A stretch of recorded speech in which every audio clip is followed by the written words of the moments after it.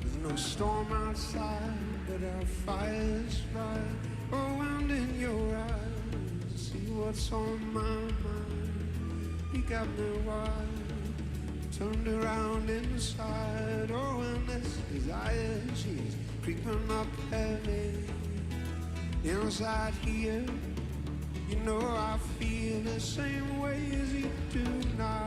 Let's make this an evening. We'll be lovers for a night, lovers just a night. Won't you stay here with me? Oh Lord, tonight just for this evening. When we make our love blasphemy pictures, you and me rolled up into one secret creature.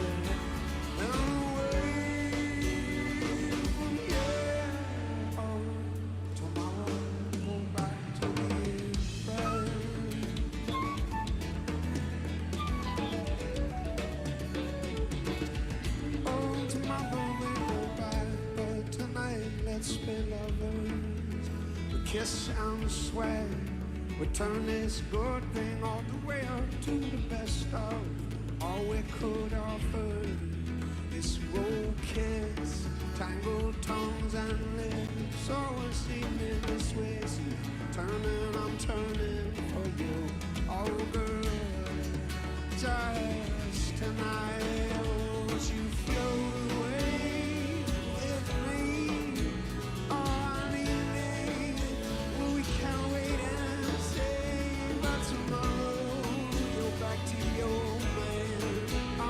To my world, back to the end.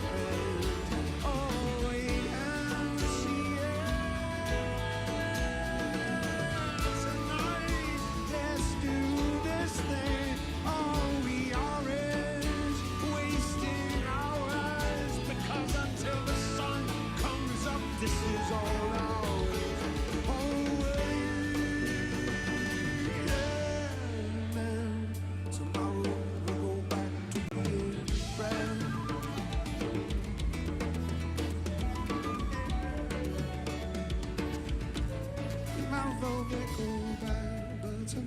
let's be lovers. Oh, please, tonight let's be lovers. Say your word. Tonight let's be lovers. To see, tonight we could be lovers. You may gone, you're soft spoken, but inside I'm rolling. The thing too, I'll be saying.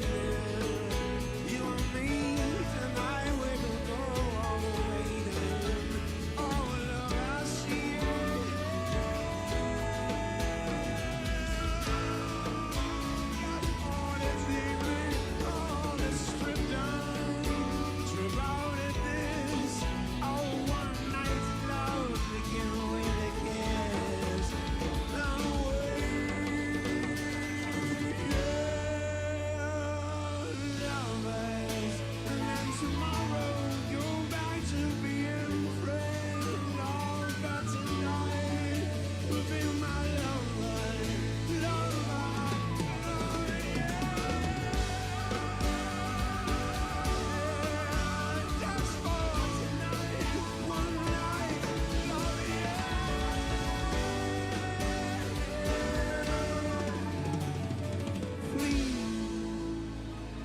tomorrow, say goodbye.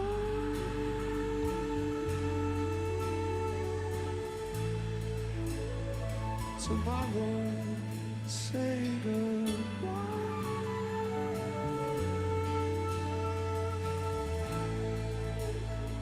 Tomorrow, say goodbye.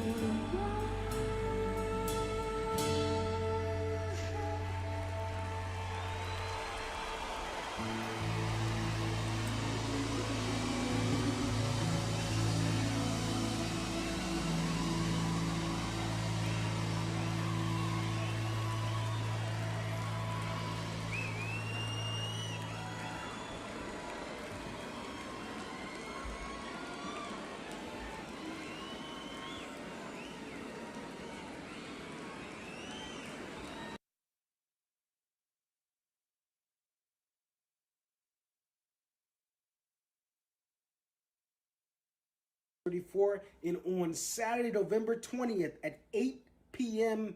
Eastern on YouTube, I will be going live to go over the entire DMB 2021 tour and definitely pointing out some of the highlights. Do you remember the ultimate format in September? And Buddy was the most vital member as he played the drums away.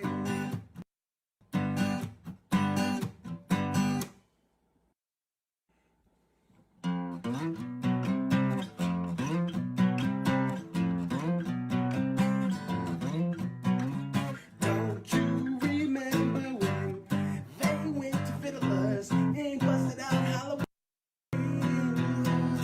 They were playing best songs at Fiddler's. The car went by. Why don't you try to? It was the last stop, night to the garden. Where are you going? He's playing what you are. And then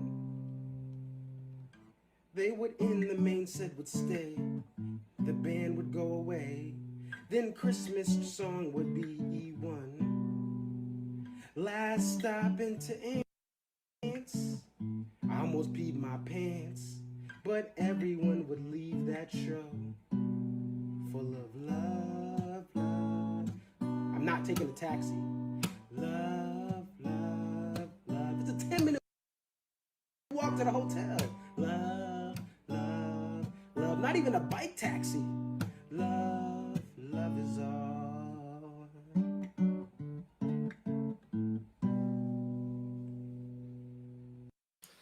What up, what up? It's your boy ConcertViz34. Thank you everyone who's checked in tonight. There's no more shows. Well, Dave just played a special show, right? Out in Seattle, or he's going to be playing it. Dave solo Smash benefit. I don't think there's a set available. But what we're going to do, I see Ron from Colorado, aka Typical Times, is in. We are going to go over some things that happened for this 2021 tour. And the awesome video you saw on the intro, let me put this up front and center. This video, if we zoom in a little bit, it's SPAC night. Oh, sorry, this is SPAC night 1. But it was pro shot. And it's on CopperPot OEW5. Just look up SPAC 2021 full show. You'll find it. And yeah, this is anonymous video from somebody that got access to the actual cameras at SPAC. Usually this footage is given right to the band. And then, someone has it maybe at the venue. And a lot of times somehow they get access to this type of video for the older multi-cams here and there. You can get a camera video for someone at the venue. But long story short, this is an HD video. If we mute it, I mean, the quality is incredible. And you can go to every song, Why I Am. I mean, this is what people saw at the venue. So shout out to whoever anonymously sent this to Copperpot, because it's it's awesome. It's really awesome. So we want to just thank whoever that is. SPAC Night 1, excuse me. September 17th, 2021, Saratoga Performing Arts Center, aka Spickety SPAC. What we want to do next, we want to look at this tour statistically. Then we're going to run through like the different parts of the tour from Raleigh to New York City.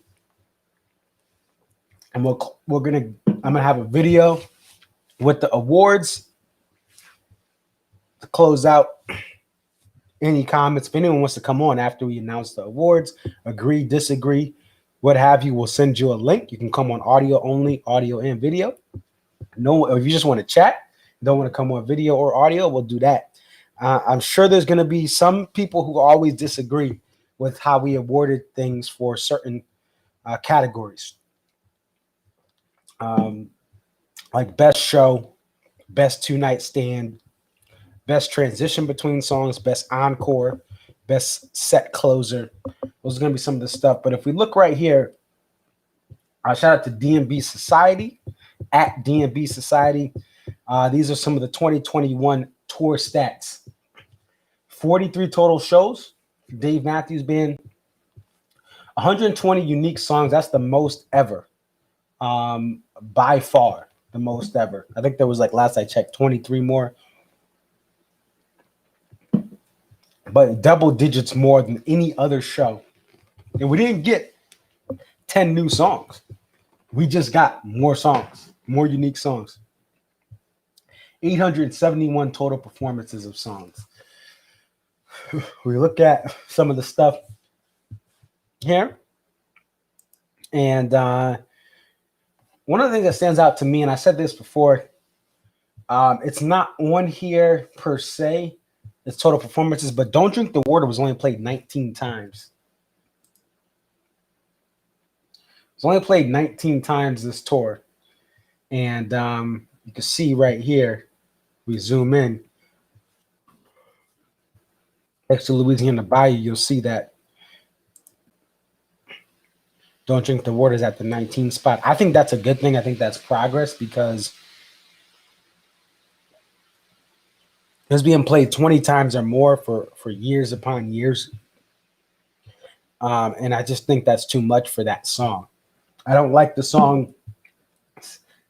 I think it's a de-evolution. It's the louder beginning, the louder noise from beginning to end has made the song worse. It was better. Leave Me Praying in 97 was actually better. But Don't Drink the Water in general doesn't have that dynamic build it used to have. And it was sped up. So I like how, even though it is at 19, that's still less than what we've had in previous years. Jimmy Thing at 18. Jimmy Thing was played slightly less than what we typically get it. Just slightly. But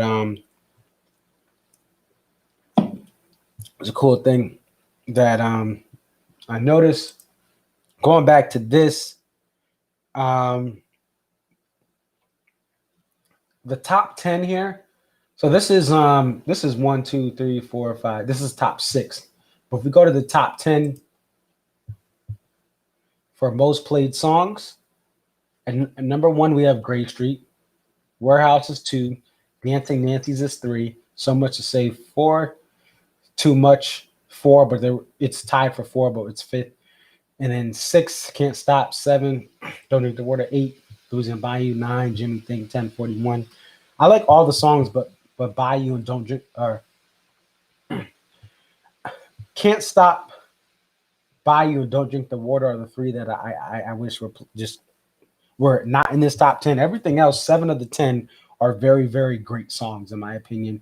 Even Jimmy Thing, I know, yes, even Jimmy Thing can have its moments, right? Or it's a bathroom break for you to actually go grab some stuff. It gives you enough time to grab stuff and dance.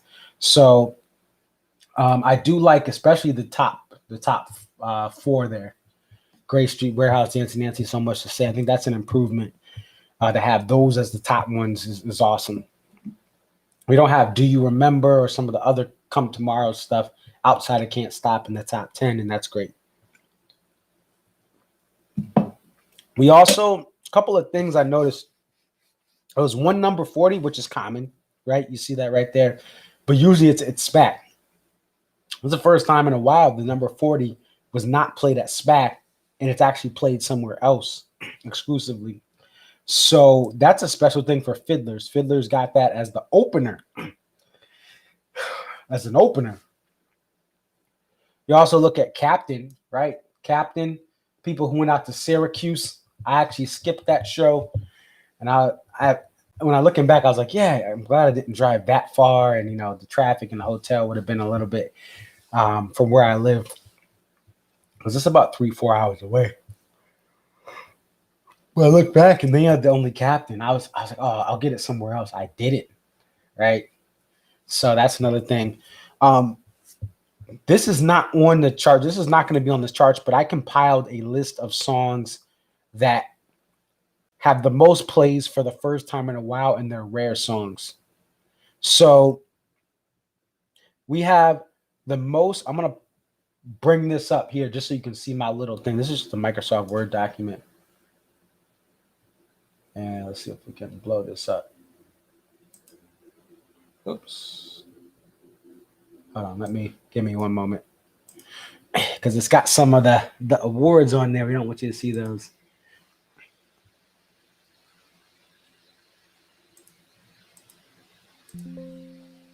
Page with.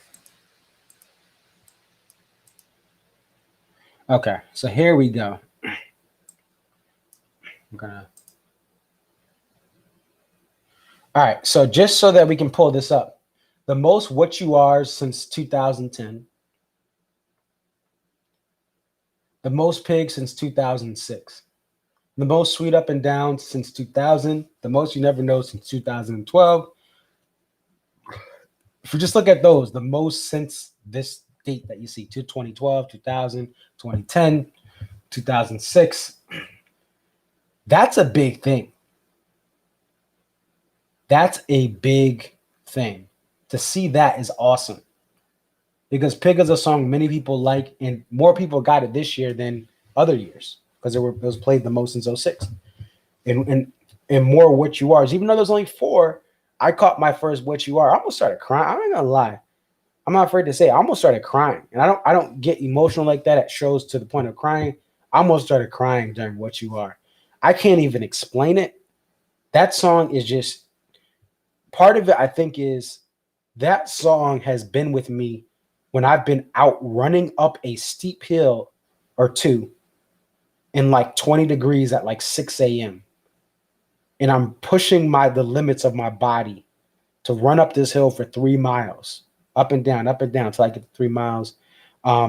It's an emotional, I don't know why. Like there's other songs that I've been chasing that I got that maybe I could argue I like more. But there's something about What You Are, and it lived up to everything I thought it would be live. There's certain songs you're like, oh, that's awesome, and it's okay live, or it's great live, but it's not as great as you kind of glamorize what it's going to be like when you hear it, and you're excited, but it's not like the glamour you put up for it to be. That was awesome. So I'll say that, and that's just a personal thing for me. But look at all those that we see. And the other thing, no JTR in the Pacific time zone since 2006 at the Gorge. It was played in the Central time zone, which is Rogers, Arkansas, which we'll talk about too. But it's a song that typically has to have rain, and the West Coast does not get much rain. They don't play in Seattle, right? When they go to the Gorge is 2 hours from Seattle, and the climate is sub-desert. I call it Vegas North. Being out there twice in Central Washington and being out in Vegas twice personally, it feels like Vegas North, where Seattle has a much more moisture heavy climate just from being off the Puget Sound. So that's probably why they haven't gotten it, but just still interesting. JTR also has never been played in November. It's been played in December of, I believe, 2000. Never been played in November. People were hoping for it at MSG.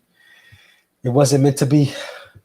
And then we did get unique encores with closures like Don't Drink the Water, Lion Out Graves, and Warehouse. Here's the thing. When it comes to this, you could argue it was good or it was bad. We had a lot of Shake Me Like a Monkey closers that people were like, whoa, nah. And that'd be me. I don't want that. But some people did. But they did try some different things. And some people were disappointed, like a Don't Drink the Water, or Shake Me Like a Monkey. Now, Lion Our Graves, nobody was complaining. Listen, I was in the pit for that. It's amazing. I was like, what? Yo, huh? I was just like, draw to the ground. And Warehouse is a good ending too. But for some of them, and the Singing Through the Windows, even though it was an emotional song about the pandemic, it started to get old quick. People who got it once or twice, I was talking to them, it didn't hit as well as it hit during the pandemic per se. When you're at a show with so much energy, it kind of kills it. But it is still a special song, right? I'm sure that a studio version will be amazing.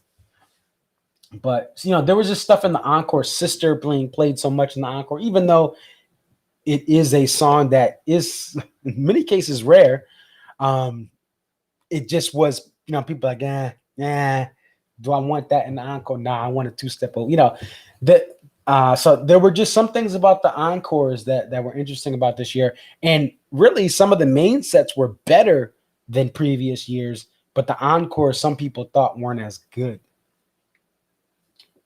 And as they say, it's not how you start, it's how you finish. So people were a little taken aback by that, but some people liked it. So that's what we have for show trends. Now we want to get to the tour. I'm going to zoom out a little bit. We want to get to the shows, okay? So as we, go around, the first thing that we have, I think someone's shooting fireworks out here.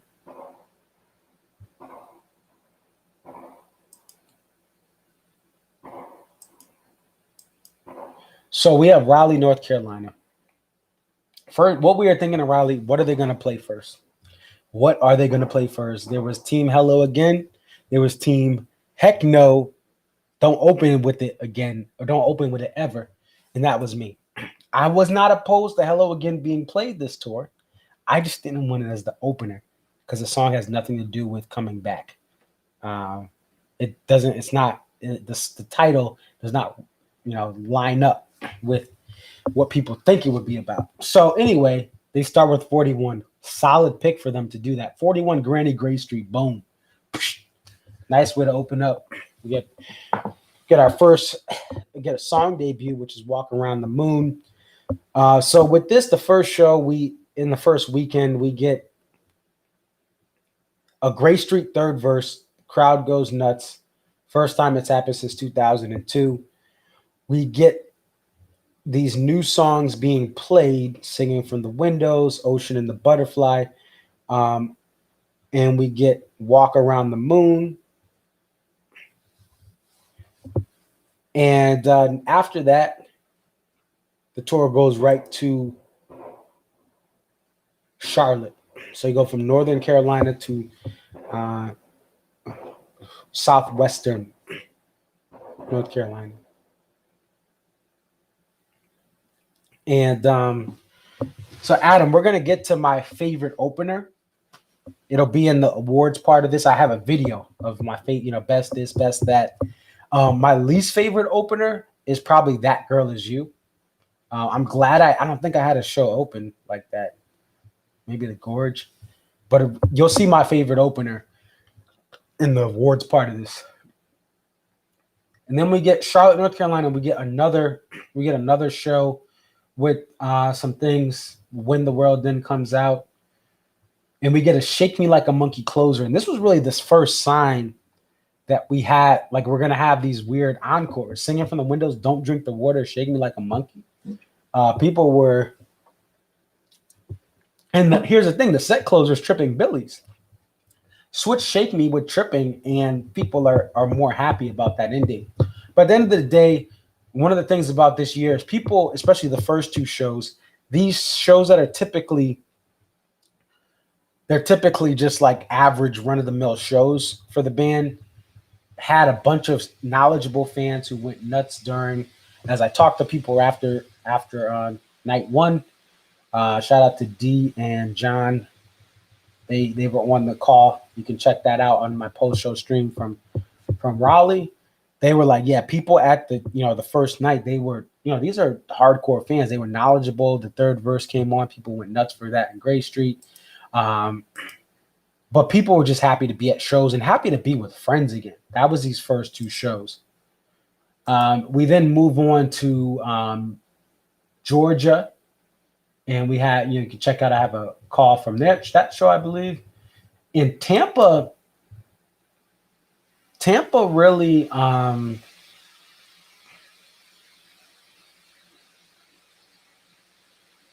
Tampa was a show that, and actually I don't think I added this in the video.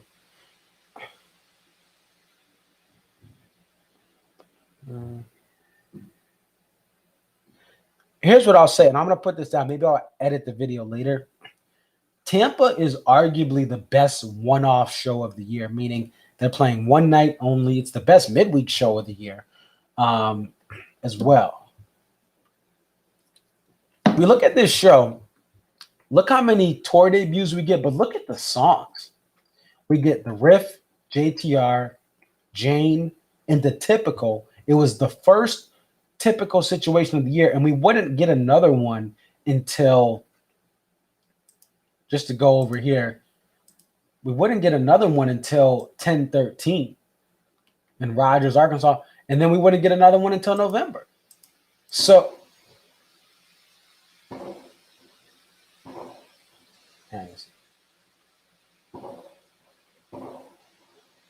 this was a big, this run right here is amazing. This run is crazy from The Riff, JTR, Jane, Typical. Do you remember kind of where it ends? Billy's opener in the second of only two Ravens played all year. You have a 3-song encore, Singing Them from the Windows, Why I Am Stay.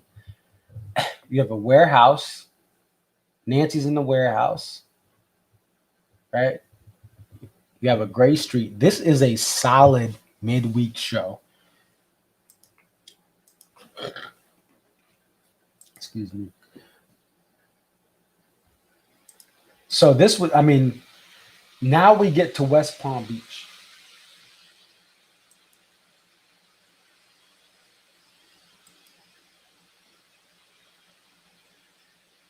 And West Palm Beach has some solid shows. You get one of two recently. Let's focus on night 2 though, because night 2 has a couple of different things. The Only Stolen Away, Rhyme and Reason, Stay or Leave, The Stone. That's an awesome run right there. A 41 Boa to start off. So we start to see West Palm Beach is the first 2-night stand of the year, and where everyone's pretty pumped up. They take a week off and they go to Chicago, and Chicago has an interesting dilemma. And this is something that was a worry this is where we start to get worried about weather. Night 1, we get a Fish Tender. Big Eye Fish only played 3 times this year. Bartender only 5. So you get a Fish Tender. And remember, a lot of those, some of those were Dave and Tim. It's full band Fish Tender. And then we get a Proudest Monkey into Lie in Our Graves, but this ends because of rain. They abort every day. So some screens start shaking, and they had to shut it down. And we get to night 2, and they play 21 songs instead of the traditional 20 here. And we get Samurai Cop, which didn't need to come back, but it does. We get Crush, but so we're starting to see we get to Chicago, right? And we have some weather concerns. And then DTE is kind of whatever, it's a midweek. They had some special stuff here and there, but just a warm up for Deer Creek. We get the Deer Creek weekend. We get the debut of The Only Thing. And this is a special song. This is the song that I didn't get to hear. Only played 4 times. But this is a trademark of this tour. The best thing about this tour, all of the new songs, they made you want to at least hear it once. Some people didn't like them after a listen, but the new songs were really, really good. Some of the best new songs in a while. And The Only Thing was one of those songs that I went to, like, after it came out, I went to a bunch of different shows and I never got it. But that's okay. I want to be chasing the new songs as they release a new album. And I hope these songs make the album. So that was a big thing about Deer Creek Night 1. And we're like, oh, what guitar are they using and all this other stuff. And I believe he's used the Gibson Les Paul Jr. that he used the Samurai Cop for. But that's what Deer Creek Night 1. And the crowd at Deer Creek Night 1, when we talked to John Dix, he said the crowd was probably the loudest he had seen. He had been to a couple shows, the Charlotte, Raleigh, Alpharetta, or wherever the Georgia one was. And then night 2 of Deer Creek, we get some other bangers. Sugar Will to the Stone, Pig, Minarets. But the Pig tour debut, we get another Walk Around the Moon there. So that's where we're at as far as Deer Creek, right? Deer Creek goes, and then we have the one-off in Syracuse where they have that JTR and they have a captain. And here is my first show, which is Xfinity Center. The big thing was that 2-step tour debut. And the Stone opener. Those are the 2 big things. So I'm like, oh, what's going to happen? What's going to happen when I go to Guilford next week? Merriweather Post Pavilion. And this is a thing about this tour. So the next day, 820s in Mansfield, 821s in Columbia, Maryland. There's no repeats. This is something we saw from every now and then. No repeats, 2 individual shows in different states, 6 hours away. Right? It's about 7 hour drive to southern, suburban Boston to suburban DC, which is Columbia, Maryland. I believe that's Montgomery County, if I'm right. And you get a time of the season tour debut. You get a say goodbye, a drive and drive out into say goodbye. We'll get to that in the awards. Hint, hint. But just some awesome stuff there from that show. And then we get 2 in New Hampshire, and I'm thinking, oh, it's going to be awesome. We find in the first show, what we get is we get a You Never Know opener. Dave kind of messes it up, but it's amazing. This is the second time the venue they played this, which is a testament to Guilford. We also get a special tribute to Charlie Watts, who passed away earlier that day, or was confirmed earlier in the day that he passed. So people are like, oh, what are they going to play? What song? Oh, they got to do this. They got to do that. And people are, oh, give me Shelter. Do this. They do a Brown Sugar Bitch Tease. And then they get to I Can't Get No Satisfaction, which was amazing. This is probably Rashawn really just finding some stuff and getting the squad together and doing some practice drills with it. And then they had it. And this was something that would be done 4 other times. So they did keep it through a little bit there. So that was what Guilford Night 1 did.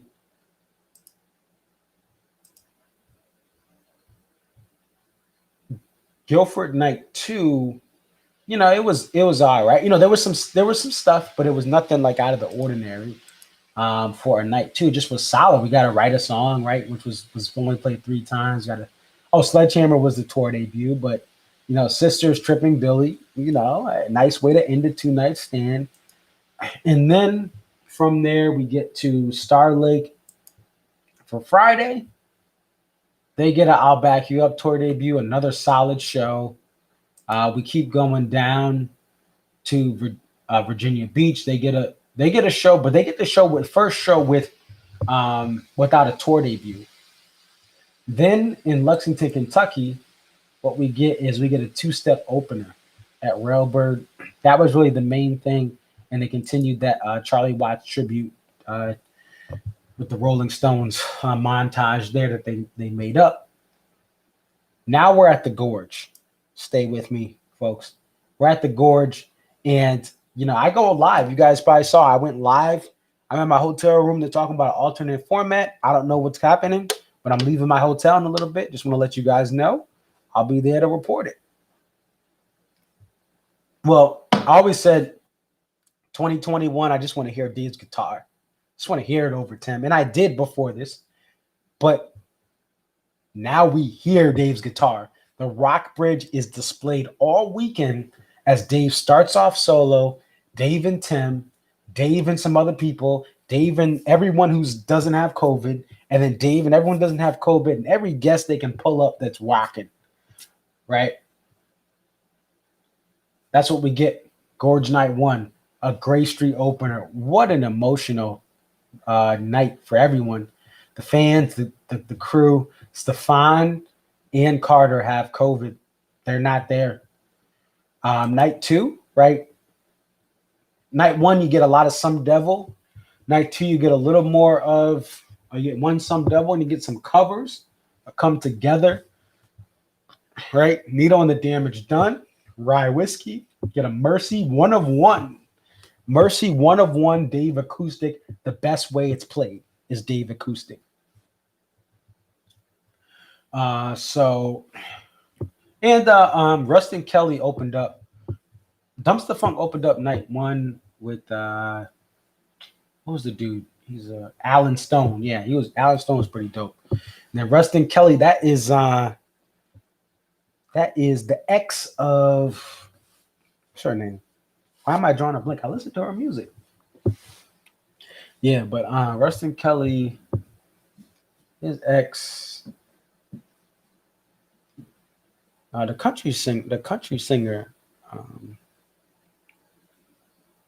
Why am I drawing a blank on his ex? Casey Musgrave, yeah. Spacey Casey's ex-hubby found himself a new chick anyway. And then Robert Randolph and the Family Band. And, he gets help. Tony Hall and Buddy Strong. Buddy Strong's the MVP for this weekend. Playing the drums, playing the keys. His tech is playing his keys. He's playing the keys with his tech. They're on one, each different instrument, organ and keys, right? Just a display of what Buddy Strong, a church boy like me, he's a church boy musician. He's a grown man, right? But you start off as a kid in the church playing music. That's what I did. Not to his extent. More of, I played, electric guitar here and there as after college. They needed someone. And then I used to play in the church being clarinet.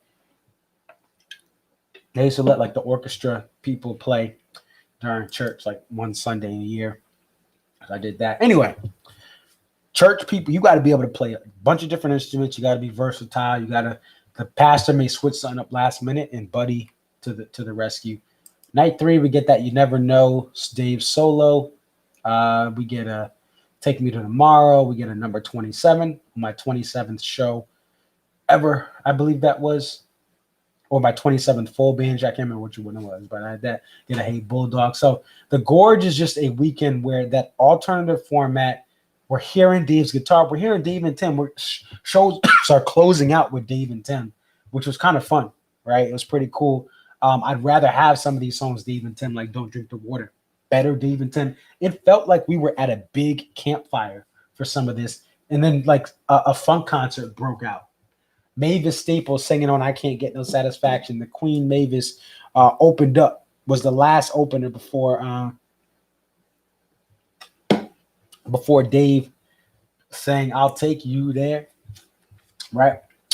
So that's Gorge weekend. Alternative format. Less is Leroy Moore, and less was so much more for the tour. And let's just go. So we get out the Gorge. We get to Bend, Oregon, and the post was pretty killer. Bend, Oregon, there's a smoke warning. And we don't know if the show's going to happen, but it does indeed happen. Great show. Another one of those alternative format. And then we get to the 5-point amphitheater. Stefan, there's a drums, where the drum set is covered up. I mean, the stage is covered up partially. And lo and behold, you see when the lights go on and the band comes out, you see Carter's kit, you see Stefan's bass cabinets, and they're back. They do a Some Devil Dave Solo E1, and they rock out, right? For Irvine Night 1, Irvine Night 2, another solid show there as well. And after that, we get to Milwaukee Summerfest. This thing was rescheduled. This was they're not doing Alpine. Alpine is really closed for they weren't bringing anything there, so they do this, and pretty good show, right? Midweek show, what you expect from midweek. And then we get to SPAC weekend. SPAC weekend comes, and the boys are ready to go. Rye Whiskey opens up, even though the whole band is back. There's no COVID issues.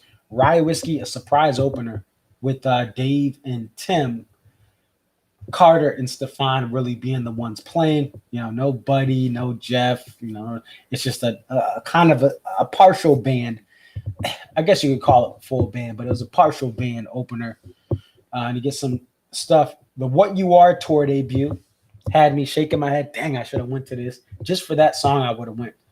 And then SPAC Night 2 has some special runs, and it has a shocker, Shake Me Like a Monkey closer. But a solid SPAC weekend. Sugar Will gets in there. There's 2 of 2, only 2 Sugar Wills. Believe Deer Creek and SPAC. All right, just to kind of get this moving here, we get to SPAC weekend. Jones Beach is cool. PNC is cool. They do Pilgrimage, Cookie Cutter Set. They get to Riverbend and Blossom.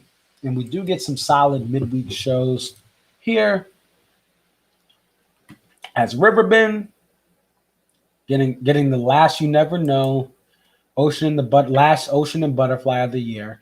And then we get this 21-song set, Watchtower set closer from Blossom. A Rooftop comes in, 7 of 8. Stone at the 2 spot. So Rye Whiskey and a Stone. Solid way to open up. Then we really get to Fiddlers. Fiddlers is that big, it's a big weekend. Big weekend and sold out and solid encores. Not a bad encore. That's night 1. That's night 2. 2-step Ween debuts night 2. 40 partial to start off night 2. Like I said, the 40 partial this year in Colorado, not in New York, upstate at SPAC. So that's where we're at for this real, the summer part of this tour, right? We have the Walmart, the Arkansas one, where we get a shocker JTR opener. This was a above average set for a part of the country that let's just be honest, there's not as many DMB fans per capita. But we know people like Chad Dizzy, who's on Anthem Marching, and there's other fans who are diehard that live down there. It's just they're few and far between. This is an above average set. A 2 of 2 recently, a 3 of 3 JTR, a 3 of 3 Hello Again. This was also the last show in a set before they would start to go to the last leg of the tour. We get to the last leg of the tour, and we're just going to go show by show. Nationwide Arena, we get Madman's Eyes song debut. We get Dive In's Liberated and Broken Things Liberated, and it's a solid show. Columbus, the last 2 tours, 18 at The Ohio State University, and then November 5th, still in Columbus, but at the Blue Jackets Arena, Nationwide Arena. Just another great show, but wow, it set the tone. We get this new dark song, Madman's Eyes, from that. Then from Columbus, we get a Cookie Cutter Set in Grand Rapids. This is not DMB country. This is more of casual fans. We talked to Tony C. Shout out to Tony C. If you're watching this on replay, thanks for all you've contributed to this channel. your comments, everything like that. So we get again and again tour debut, but everything else is cookie cutter. It's off to Mohegan. And Mohegan, to me, has some solid shows. And I'll say this about Mohegan. Nights 1 and 2 over, like MSG Night 2 was just a whole nother level. But even so, the encores were better in New York, I guess. But these encores are no slouch. Some Devil the Warehouse, a tribute, some Devil to people who died at Astro World Fest. We get a Boa to start off with an awesome jam. We get a So Right, Lying in the Hands of God. This night 1 at Mohegan was better than MSG Night 1, in my opinion. A Dive In. Like, Dive In didn't make it to MSG. This is the last Dive In, 2 of 2. Madman's Eyes, 3 of 4. Yes, it played at MSG. But there were elements of Mohegan that were better than MSG. And I know some fans who, because of how expensive tickets were, the last row at MSG was so much further than the last row at Mohegan. So there were some elements that Mohegan was a hidden gem. Don't go next year. Don't go next time, guys. So there's more tickets. But seriously, it was a hidden gem. And you could stay on the property. There were hotels within a mile, a bunch of hotels within a mile. Some of them had shuttles before COVID, but some of them shut them down during the week, because of the COVID stuff. The night 2, I'm at the first pit show in the first rail show. Right? I've been in the pit up before, but first rail show. Broken Things comes out, 41. I'll back you up into Graves, an awesome closer. We get a Rooftop, a Sweet Up and Down, solid show. Then we get to MSG. Night 1 is a recap. Some duds here. That Girl Is You, but then you get a Best of What's Around. You get a Crush and Sweet. You're going to get some stuff here. Cool. Main thing, the 2-step Halloween and the Typical Situation. Then we get to the final night a week ago from today, and you get a heck of a closer. So what I'm going to do now, folks, is I'm going to play the video of my awards, and then this video will be uploaded as well as a separate thing. So all right, so I'm gonna play this, folks, and then after that it's up to you guys and anyone watching on the replay. Thank you so much. I know it's a lot to go through. Recaps. I'm doing everything I can to be the best I can on here. I know I'm a communication major, but this is new. This streaming thing, way to plan and organize it is a lot of work. I respect people who do this, but this is a lot to compile. I've put in hours of work, and I still feel overwhelmed. But here, without further ado, this is the Concert Vids 34 awards for the 2021 year. The Vids 34 presents the Dave Matthews Band Tour Awards.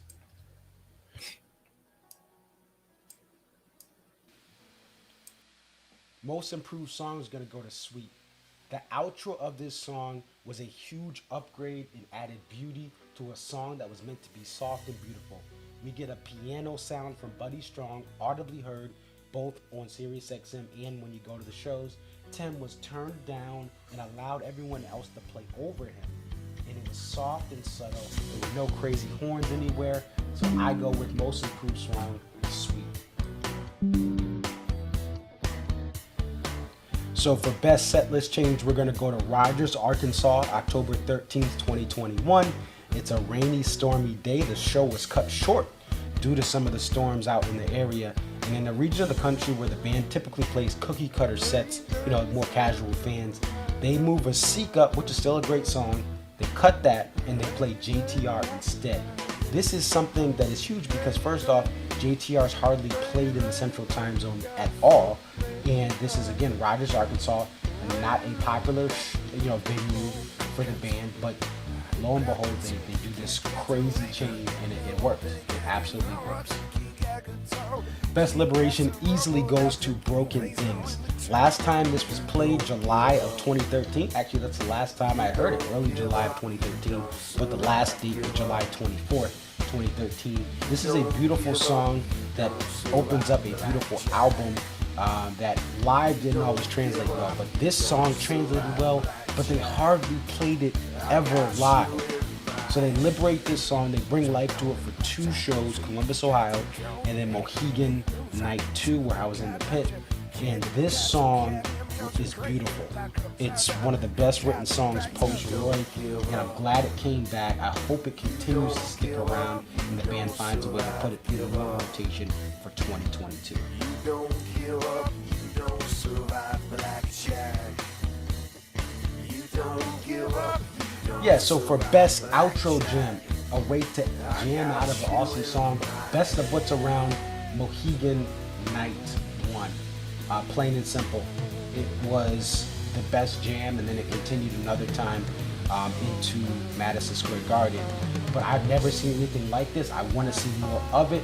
Just an awesome bump, bump, bump, bump. But you're seeing a lot of just creativity from Mr. Jeff Coughlin and the rest of the band. I want more of this. Just open, freeform, happy jam. Not preset Watchtower riffs or all this loud. No. Simple jam with awesome expression. This is the best outro of the year. Best of what's around. Alright, so best transition for 2021. I'm picking Drive In, Drive Out into Say Goodbye. This is at the Merriweather Post Pavilion in Columbia, Missouri on August 21st, 2021. Folks, the reason this is the best of the year is because it's an awesome pump fit, right? It's not the 2-step into Halloween. We know what that sounds like. We know when they're going to transition from, even a Proudest Monkey in a Satellite. But this one is a huge pump fake. We don't get any hints that Say Goodbye is coming right after Drive In, Drive Out. And Carter does an amazing drum solo. And then all of a sudden, they start Say Goodbye a little differently than they normally do by starting with the more bass note versus the flute kind of intro. So this is an awesome one. I'm gonna, please watch this. That's why I'm muting these videos. Watch the original sources. DMB 4041 posted this on YouTube. Shout out to him. Drive In, Drive Out, and to Say Goodbye. You won't regret it. But this is the best because it surprises the fans like me who know typically what's gonna happen next. But watching this, I got faith. So it's awesome. So for the best 2-night stand, I am picking Fiddler's Green Amphitheater in Greenwood Village, Colorado. There are a couple of reasons. First off, from a sales perspective, these 2 nights sold out. This didn't happen at SPAC, right? Obviously the long thing, but it sold out both nights. Second off, they had the best encores of any 2-night stand as far as going back to back before we get to MSG, which is a special exception. But the best encores during this amphitheater portion of the tour. I'll back you up, You Might Die Trying Night 1, and then for Night 2, the 2-step Oween and the debut of Halloween. You also have, just like other venues, you have your special songs like Pig, and you have your special songs like, So Right being played, Sweet Up and Down being played. And you have 2 openers that are also top notch, a Seek Up Night 1, and a number 2, the number 40, and it was only played here. Usually it's SPAC, but they get that SPAC treatment. So just like SPAC is typically the best non-gorge, 2-night stand, this is the best. You have that number 40 partial in the Tripping Billies right after that, right? This had a balanced set beginning to end both nights. You could make cases, Deer Creek this or SPAC that, but to me, the encores at every other major venue were not as consistent in this outdoor amphitheater portion of the tour, right? That's why I'm giving it to Greenwood Village, Colorado. They sell well, they start well, they finish well. They've had some great shows over the years. This is case in point. So again, the best 2-night run of the 2021 tour, I'm giving it to Fiddler's Green Amphitheater. So this is the best run in a main set of a concert. It's going to be West Palm Beach Night 2.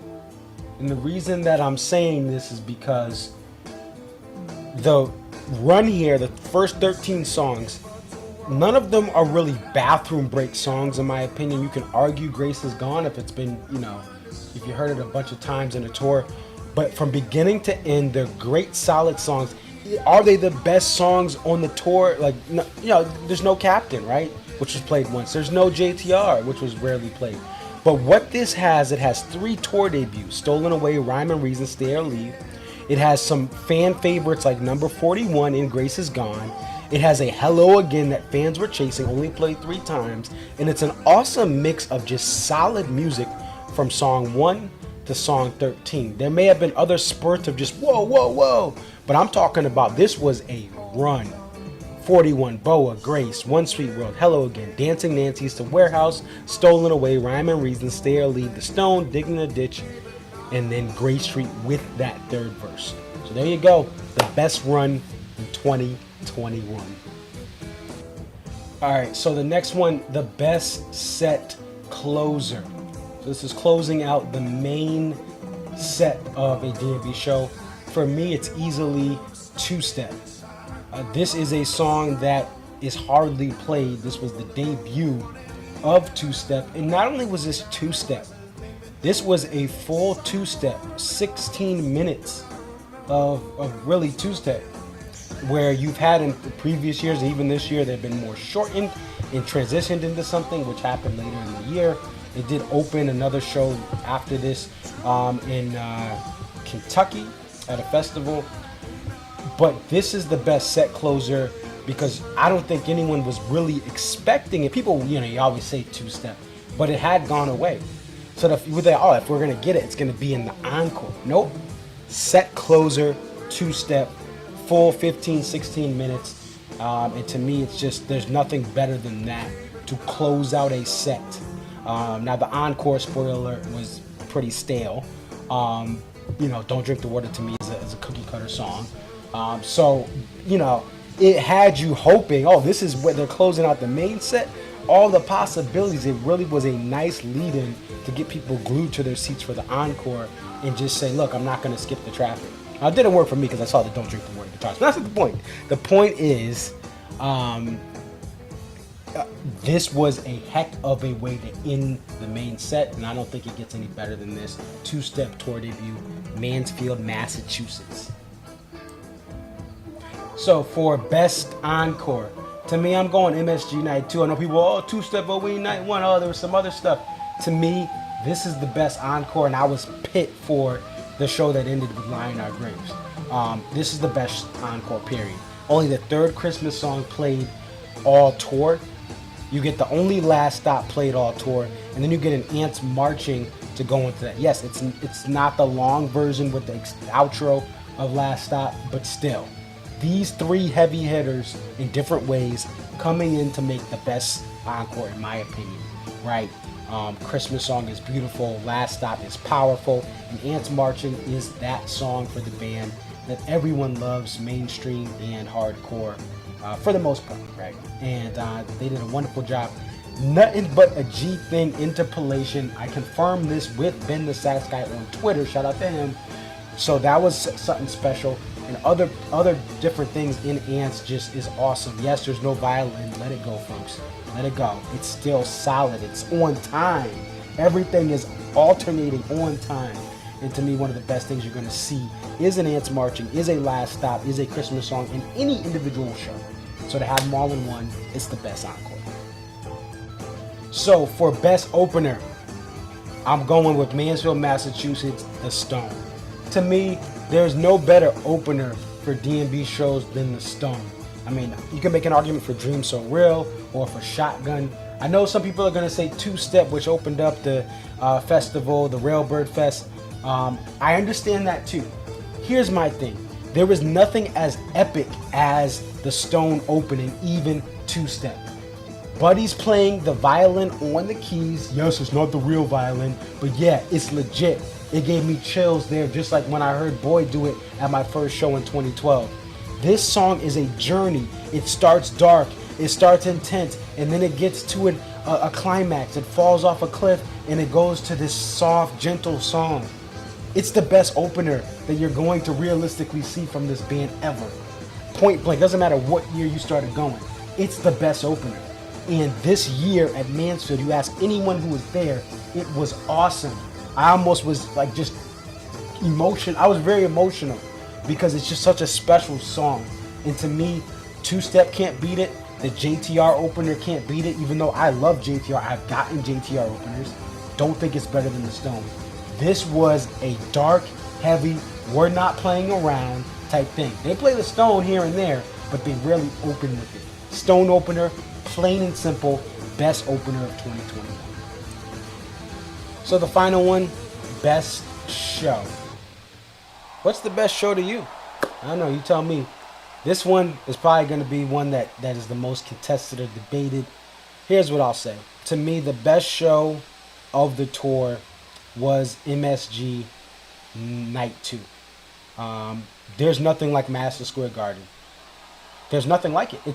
It's the world's most famous arena. There's better theaters. Radio City, Beacon Theater, Fox Theater. But to me, there's no better arena.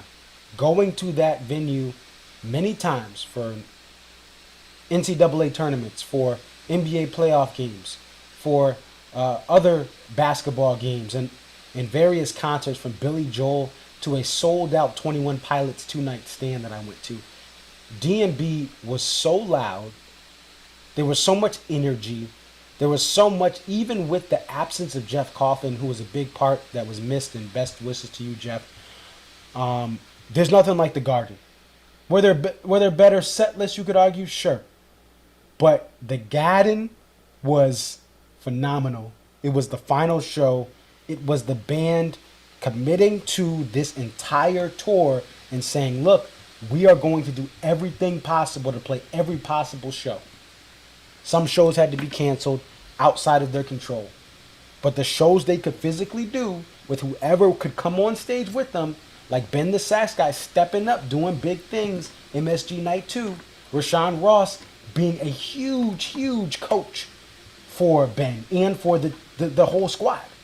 MSG Night 2 is the best show.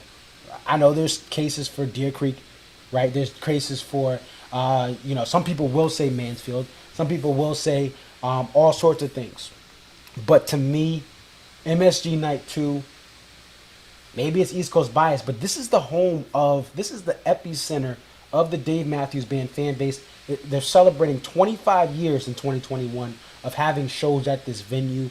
If you were to just pull a census of all the DMB fans, most of them would be around this New York City, Connecticut, Jersey, tri-state area, right? And upstate, right? That's where the majority of the fans are, Massachusetts. Anything within 3-4 hours of MSG, that's the highest concentration of Dave Matthews Band fans. That's not a knock to the Midwest. I know there's many fans out there. It's not a knock to the West Coast, but there's a reason they do the Garden, okay? There's a reason they sell this out every time, right? They don't sell out SPAC, which is smaller. But they sell out the Garden. Every ticket is gone. So I'm going to say the best show is MSG Night 2. Hey, put in the comments what you think. This is going to be premiered tonight, November 20th, as I record this on my stream. And then I'm going to post this as an individual video for you to comment on as well. It's your boy ConcertViz34. Thank you guys for checking out my content. Thank you guys for tuning into the live streams. Thank you for all the people that talked to me during these shows, met up with me, linked up with me, gave me knowledge of the venues that I've been to for the first time, gave me knowledge of this band, and so many great conversations. I do this for the people, and the people inspire me. The band inspires me. Thank you to the Dave Matthews Band.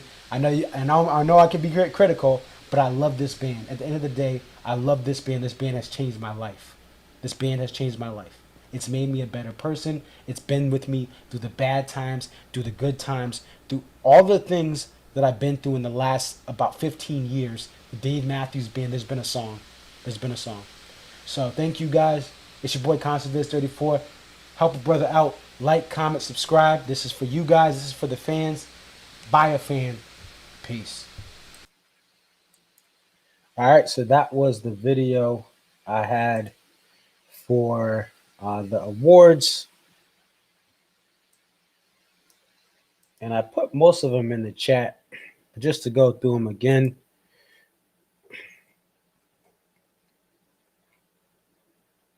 The most improved song was Sweet.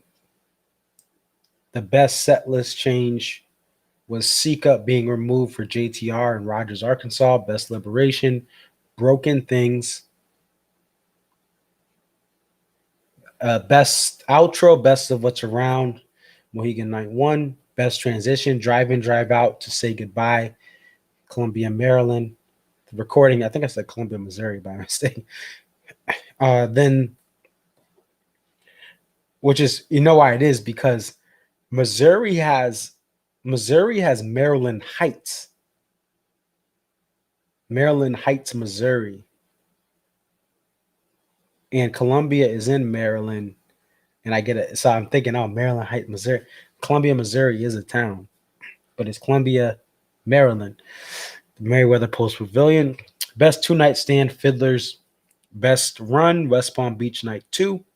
13-song run there. Best set closer, two-step tour debut. That's Mansfield, Mass.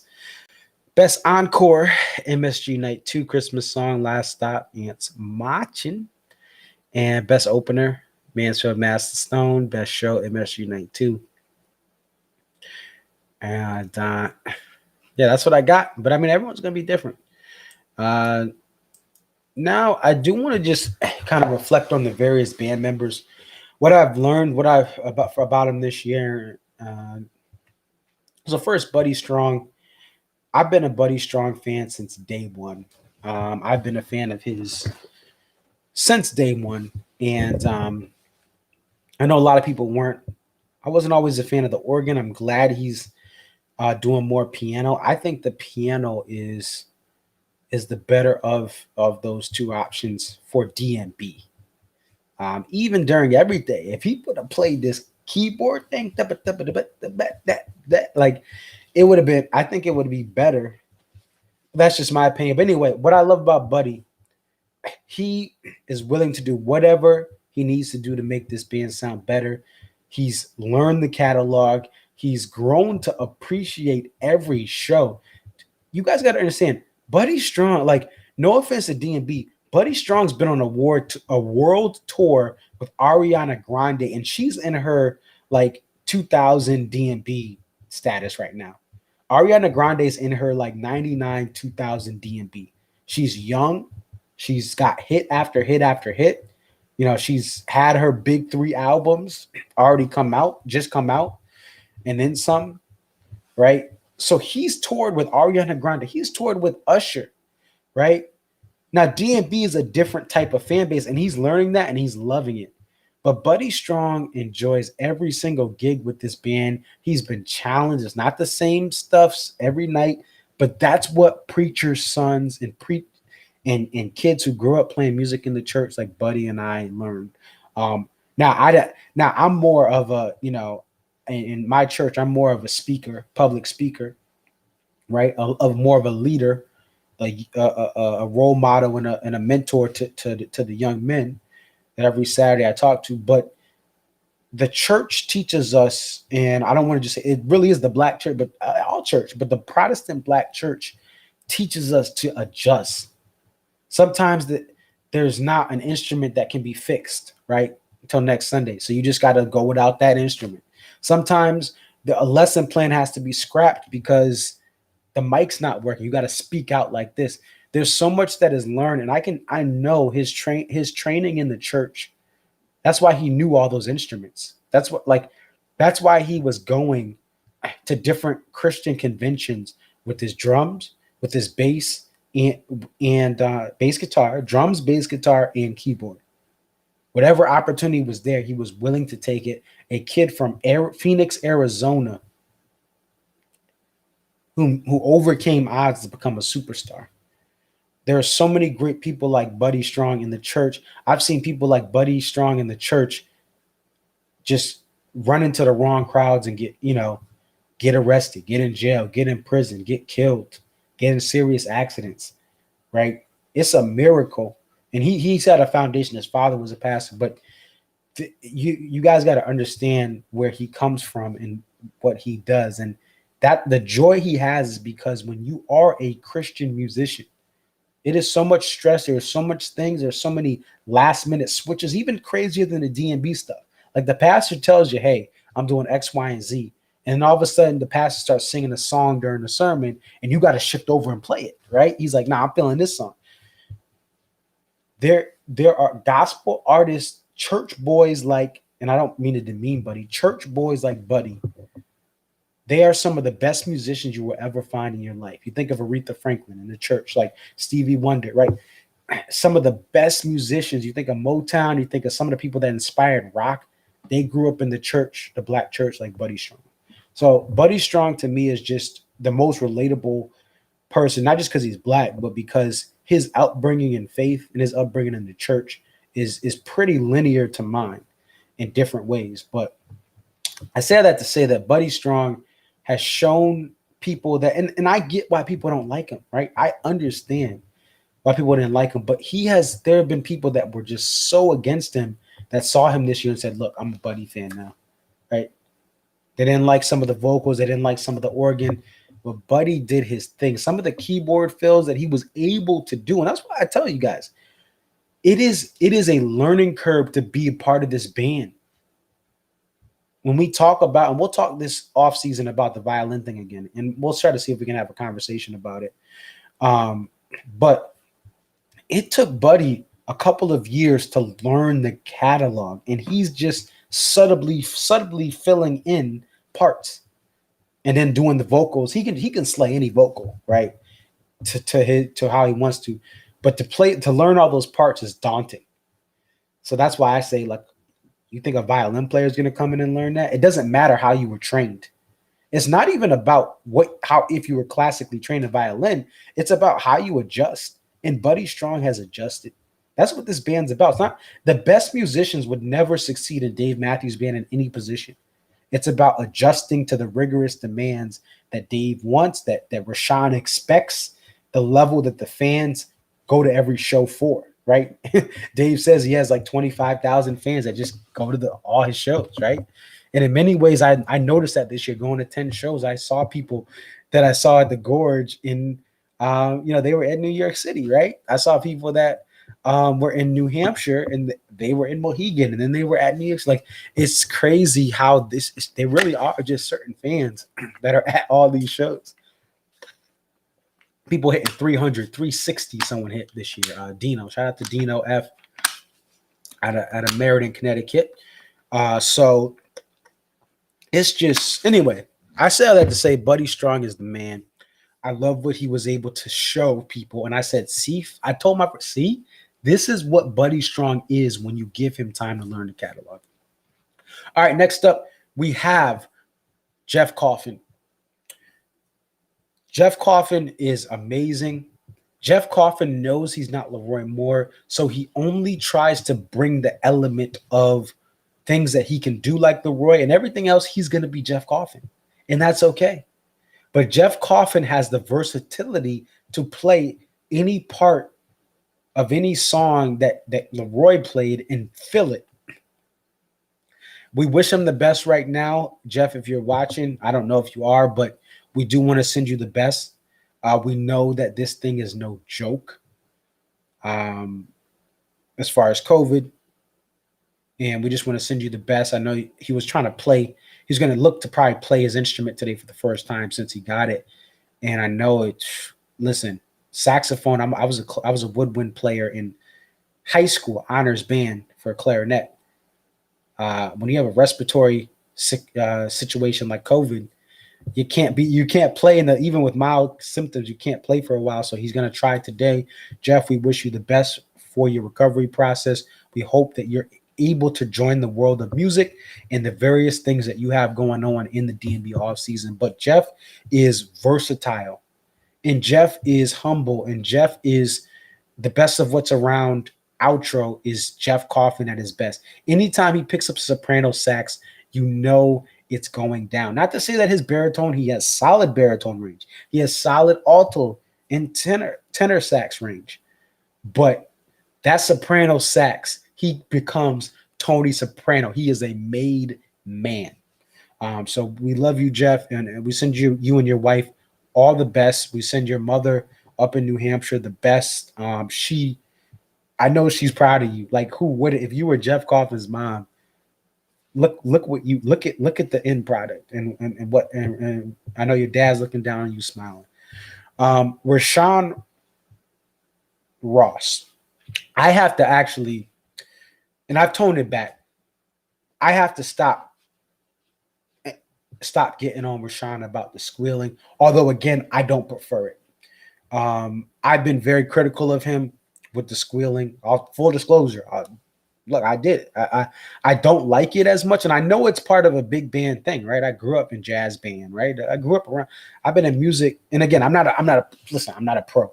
No, listen, my uncle's a pro. My uncle's he's went to Boston Conservatory. I'm not a pro, right? I am not a pro, but I'll say that I felt a way about the sax. I mean the trumpet high register, and it's clouded my lack of to give appreciation to what Rashawn Ross does behind the scenes, and even what he does with his instrument.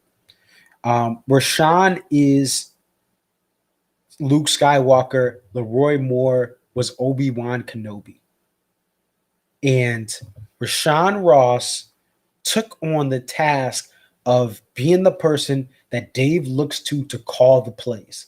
Yes, it's the Dave Matthews Band, but Dave is not the coach. Dave is the person that he is the quarterback, or not. He's like, I guess, yeah. Like Rashawn is the coach. He's a player coach. He's orchestrating what Dave does, right? Dave does not. He's not Aaron Rodgers or Peyton Manning. He can't audible stuff in. Rashawn is responsible for the band's composition of jams, of outros, of intros. Dave has ideas, he has lyrics, but Rashawn helps to take whatever Dave is doing and say, let's do bop, bop, bop. And then you have a bop. You have a jam. So I say all that to say that I've gained a lot of respect from Rashawn because I've seen what he did on stage more. I didn't look his way because I saw that. I was like, right. But even so with that, he is the leader. And when I see Ben the sax guy, like, oh my gosh, I just got called up to play Madison Square Garden for the first time. And Rashawn Ross is busting out plays in a 24-hour period for night 1 and night 2 for Jeff to do. For Ben to do. And Ben deserves this shot. Ben is overdue. This dude, I was listening to his clarinet stuff as a clarinet player. Listen, what he was like, if you go on his Instagram, what he does, like, he is talented, right? He's playing these small venues for the love of it with friends. His friends will promote him. It's beautiful to see what's happened with him because I see like his friends were promoting his stuff. He's promoting all this stuff. He's retweeting all this stuff. He's excited. It's great to see. There are so many musicians that just in this world do not get the stage that Dave Matthews gets in his band. So to see Ben the sax guy, and he's gotten up. I remember watching him with Dave and Tim. I believe he was at that Jones Beach show where it was like flooding. I remember watching those live streams. I think we may have had we had Facebook Live. We had that one. They just removed one of those streaming services. I can't remember what it's called. Anyway, it just went obsolete. But anyway, I remember watching some of those videos, and he got his little shine. But boy, when he was at MSG, he got his real show. But Rashawn was behind that. Rashawn helped to make sure he set him up for success and put that skilled player in the right position. And there were echoes of Leroy Moore with Ben the sax guy, but that's because of Rashawn. Rashawn knew Roy. And that's how, like, there's certain things that Ben did that I think Jeff just isn't that type of player. And that's okay. But it was awesome to get that. Like night 1, I heard a lot of it. I heard a lot of Leroy Moore, that just diaphragm, soulful this. And, that's because of Rashawn. This band would not have the jams it has now. The jams that actually have evolved, in my opinion, truly evolved into better things since Roy passed, are because of Rashawn. So, Rashawn, thank you for all you do. Rest in peace to your uncle. Our thoughts and prayers are with your family. If you're in the U.S. Virgin Islands, wherever you are, laying your uncle to rest. I believe he was in the military. We thank him for his service. But we just want to send you the best because you had to literally play this tour knowing you lost a loved one, and you did it for us, right? You did it for us, and we appreciate that, Rashawn. And again, listen, I'll be the first one to say I have not been a fan of the squeals, but one of the things I have to say is I need to still give you respect. I'm sorry for some of the disrespect I've done. But ultimately, regardless of what I prefer, you are the coach of this band, right? Dave's the quarterback, but you're the coach. You're the Bill Belichick calling these plays. You know, Roy was Bill Parcells, right? And Bill Parcells taught Bill Belichick, and Roy taught Rashawn, and Rashawn's done a great job. Next up, we have Stefan. Stefan is, I know some people don't like Stefan. I think he does a great job bass-wise. I think that when Stefan has an opportunity to shine, it's beautiful. I think that with so many new instruments in, you don't get to hear Stefan as much. But this year, the mix was changed up, and we were able to appreciate Stefan a little more. And he had his little expression pedal during Typical Situation, during Watchtower, during some other stuff. And it was awesome to see him out there. We wish him the best. I know COVID can be even when COVID's done, there could still be some post effects. So we just want to wish you the best and your family the best with everything going on. And Stefan seems to be in a good place. I know there's been a lot of hate on the internet, and sometimes he bashes back and all this stuff, but I think he's in a good place right now. And it's tough, right? He wants to change the world. People are calling him out for being rich and spoiled. And he's like, listen, I got it from the mud. My family all had to serve in the military just to have ends meet. And they love serving the country. Like, oh, you're anti-American. It's like, bro, all these people in his family have served. And they're like, oh, you're not American because you're liberal, this, that. But anyway, shout out to Stefan. There's not much to say other than listen, I've always loved him with DMB. You got to understand, he started this thing as a kid that was pulled out of class, right? They're like, yo, this kid's good. Get him out of school and get him on a tour bus. And I mean, I think he graduated high school and then he went on tour with the band. But man, he's great. And he's probably the closest you're going to get to interaction online. And he does appreciate the positive comments, and he listens to what fans are saying online, and he'll bring some of that back to Dave. If Dave's going to do what he wants to do, but he's the voice of the people and he does that little anyone seen the bridge dance. Connor Fizo says, I think the Suite has been the best outro jam for the year. I definitely think there's definitely an argument for that. I just think the best of what's around is just everything that I love about the band. That bah, bah, bah, bah. It's intense, it's fun. But no, the sweet outro. I said that was the most improved song, so it got most improved player. But that sweet jam, yeah. The thing that made this year great, the piano being plugged in more, and then Tim having the awareness. That's what we're going to Tim next. But Tim had the awareness. Okay, not going to play over this. The mix had the awareness to turn Buddy up, turn everyone else down. But that jam, they took their time. And it was beautiful, and it went somewhere. Where I look back at a Mercy jam from 2012, 2013, and some of those jams went nowhere. Same type of slow thing, they went nowhere. This jam went somewhere. So, but thank you, Stefan. So for Tim Reynolds, again, this is my thing. I've always had this dilemma because I love Tim Reynolds as a guitarist. He is so talented. He is amazing. He hardly makes mistakes. He is able to shred in a way that you don't see people shred. And especially on acoustic guitar. When he is on acoustic guitar, some of the stuff he does on acoustic, What you have to realize, if you never play guitar, the electric guitar has less tension, meaning when you push down on the string, it doesn't push back as much.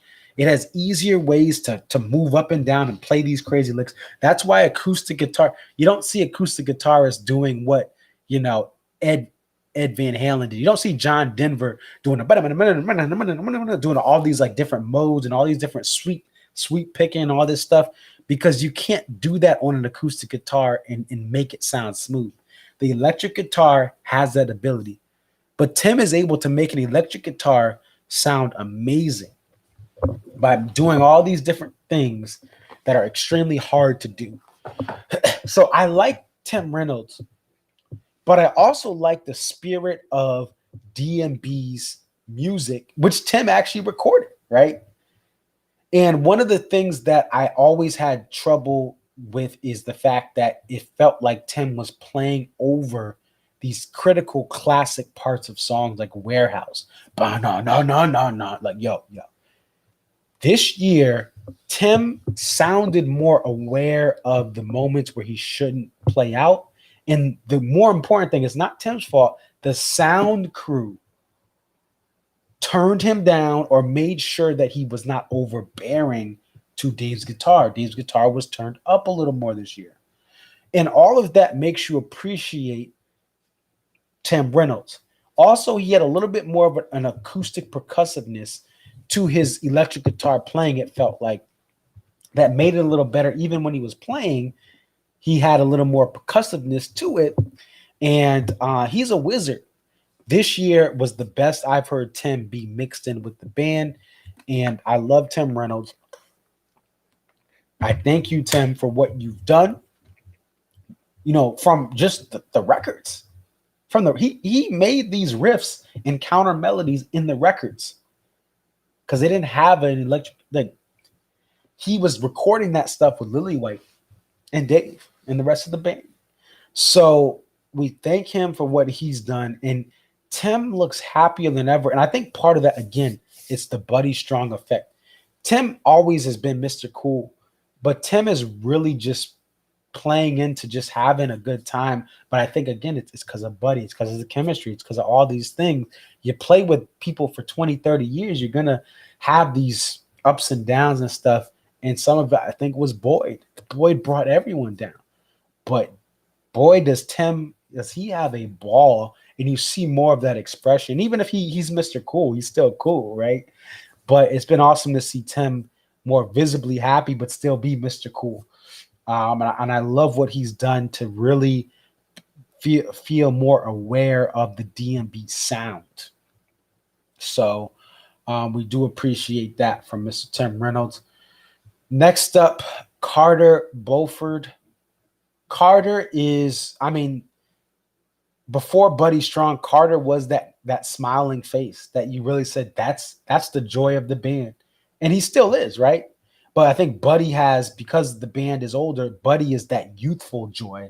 And Carter is the oldest member, but he almost looks in some ways the best to his age, right? And they say black don't crack. It does crack. But yeah, Carter Beauford is the older, but he doesn't look any older than Dave. He doesn't feel like his smile doesn't feel any older than Dave. Now, when he plays, obviously, and he's admitted to Matt Norlander, and I think people knew, right? We've seen, he's in his 60s. He just had a birthday. Happy belated birthday to Carter Beauford. He's 64 years old. He was born in 1957. I believe that's the year that Little Rock. I want to say let's see.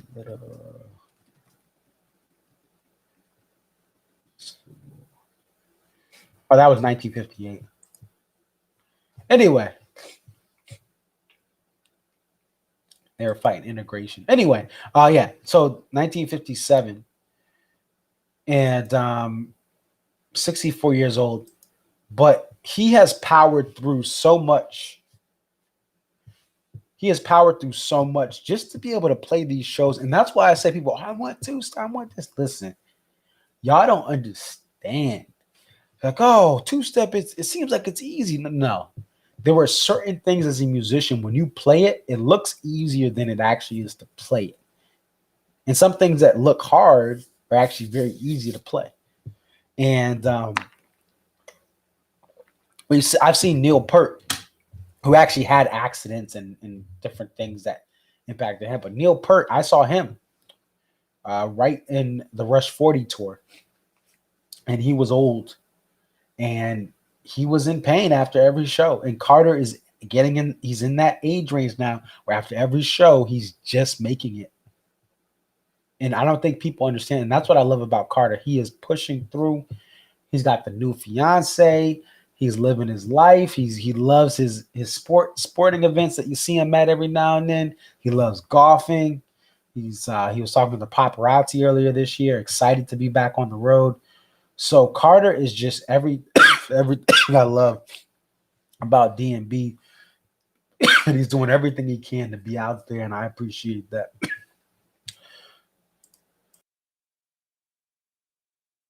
So we thank Carter. And then last but not least, Mr. Dave Matthews, who I stood like 4 to 5 feet away from on the pit rail. This man is phenomenal. He has done everything. Listen, he could have shut down shows. After the Gorge, he could have shut down Bend, Oregon. He could have shut down the Southern shows, the 5 Point Amphitheater shows in Southern California, if he wanted to, right? 2 of the members had COVID. Labor Day weekend he had to do, like, people were invested in that. He could have cut the other West Coast states. This man said, look, we're playing. As long as everyone's okay with playing, we're doing the darn thing. His music, his songwriting this year made me trust him more. I've always said his biggest flaw is that he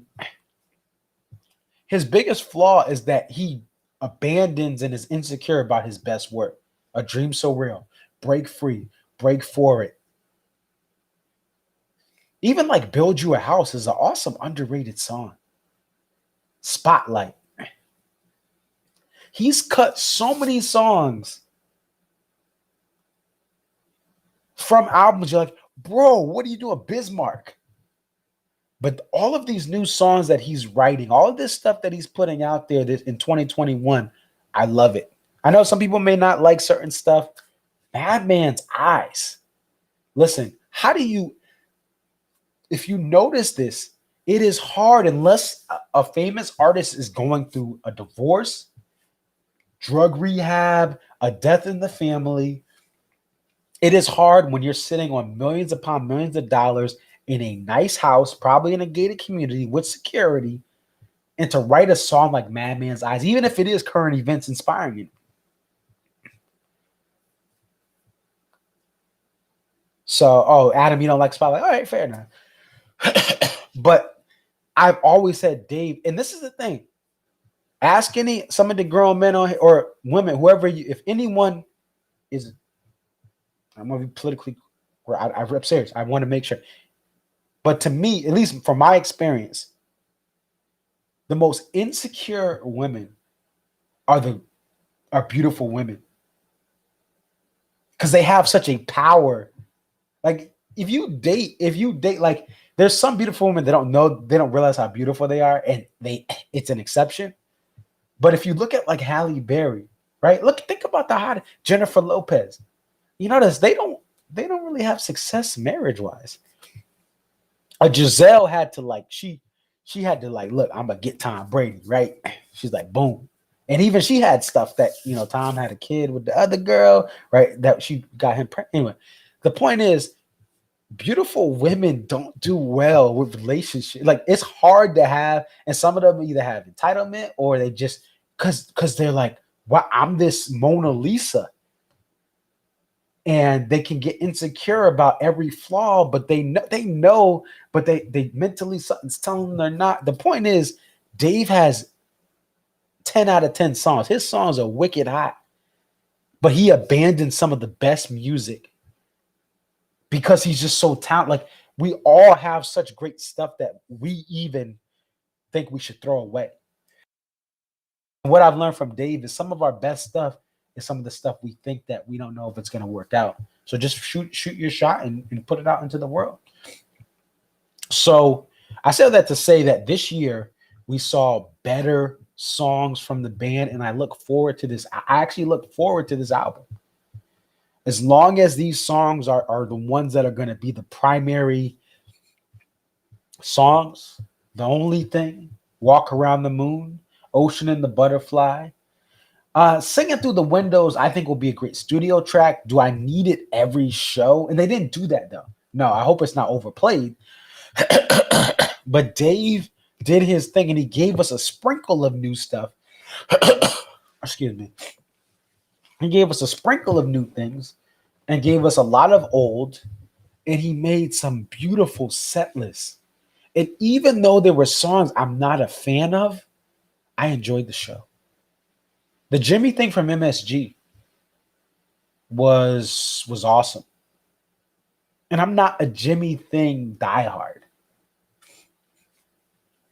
And Adam says, what's amazing to me is he can just improv something like Toy Soldiers from 04 and just leave it there. Toy Soldiers into Warehouse. Yeah. Oh my gosh. Like when people say, oh, what's your favorite Warehouse? I say, listen, the one with the Toy Soldiers intro. He did it a couple times, in 04. And then boom, he improv'd it and just left it there. Like that was beautiful. And I think it's just the way his mind works. Like he could take, obviously they put it on DMB Live 25. Someone had a recording of that back after the show, and he probably listened back to it. But it just, in that moment, he made that magic. So yeah. And Madman's Eyes is just one of those things you're like, wow. The Best of What's Around jam. But yeah, there's so many things. A Dream So Real.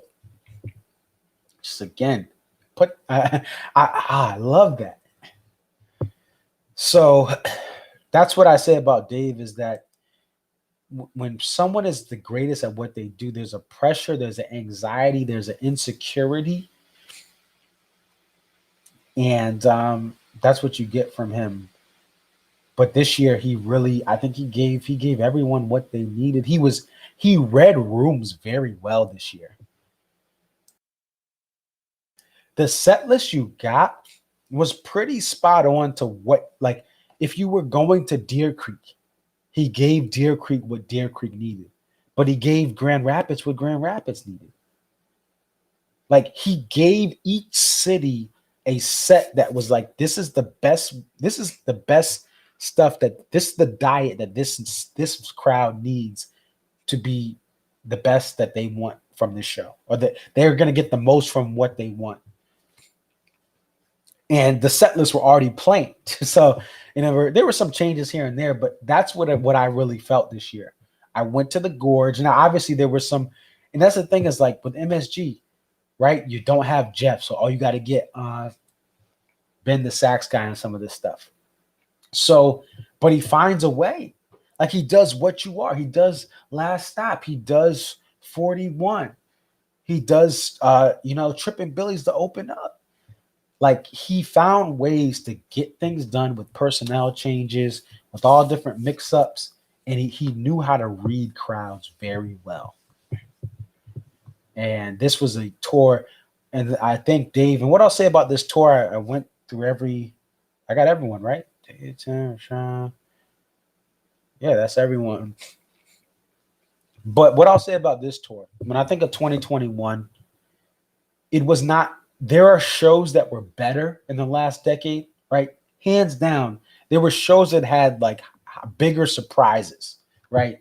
Than MSG Night 2 or SPAC Night 2 or SPAC Night 1 or whatever. Like there were bigger surprises, but this was a tour where the majority of the shows just had a solidness to them to reach as much people, to make as many people happy as possible at those shows. So there's been tours that had much more horrible nights, sound-wise and set-list-wise. Even like weekend shows that were just horrible, disappointing. They were overcrowded with some new album. This tour had everything. It reminds me a little bit of 2014 or 2015 and 2016. We don't have an album coming out. We know an album's coming out soon. We're not going to flood you with any specific album. There were shows without Big Whiskey, like Gorge Night 1. There were shows without Come Tomorrow. And Come Tomorrow is the most recent album. So there were just special things that they were like, okay, this is what the crowd needs. This is what the crowd, you get this, you get this, you get this. And if you're a fan like me who's chasing these different songs or just chasing a set list that's going to make me the most happy, even though every show, again, I'm grateful for, but I'm just saying, I'm going to be honest. When What You Are comes on, like, listen, every show I appreciate, regardless of what was played, I was happy. But there are shows where even songs I didn't think I needed, I'm going to, like, the reality is certain songs and certain shows hit better. And I know we've had this debate before, right? That some people, oh, just be grateful for what he played. Yes, be grateful, be whatever. Yeah, cool. I am grateful. Every show I go to, I go happy. I'm around all these people that love this band and I'm with this band. But there were certain songs and shows when the Stone opened up. Excuse me. Give me 1 second here, folks.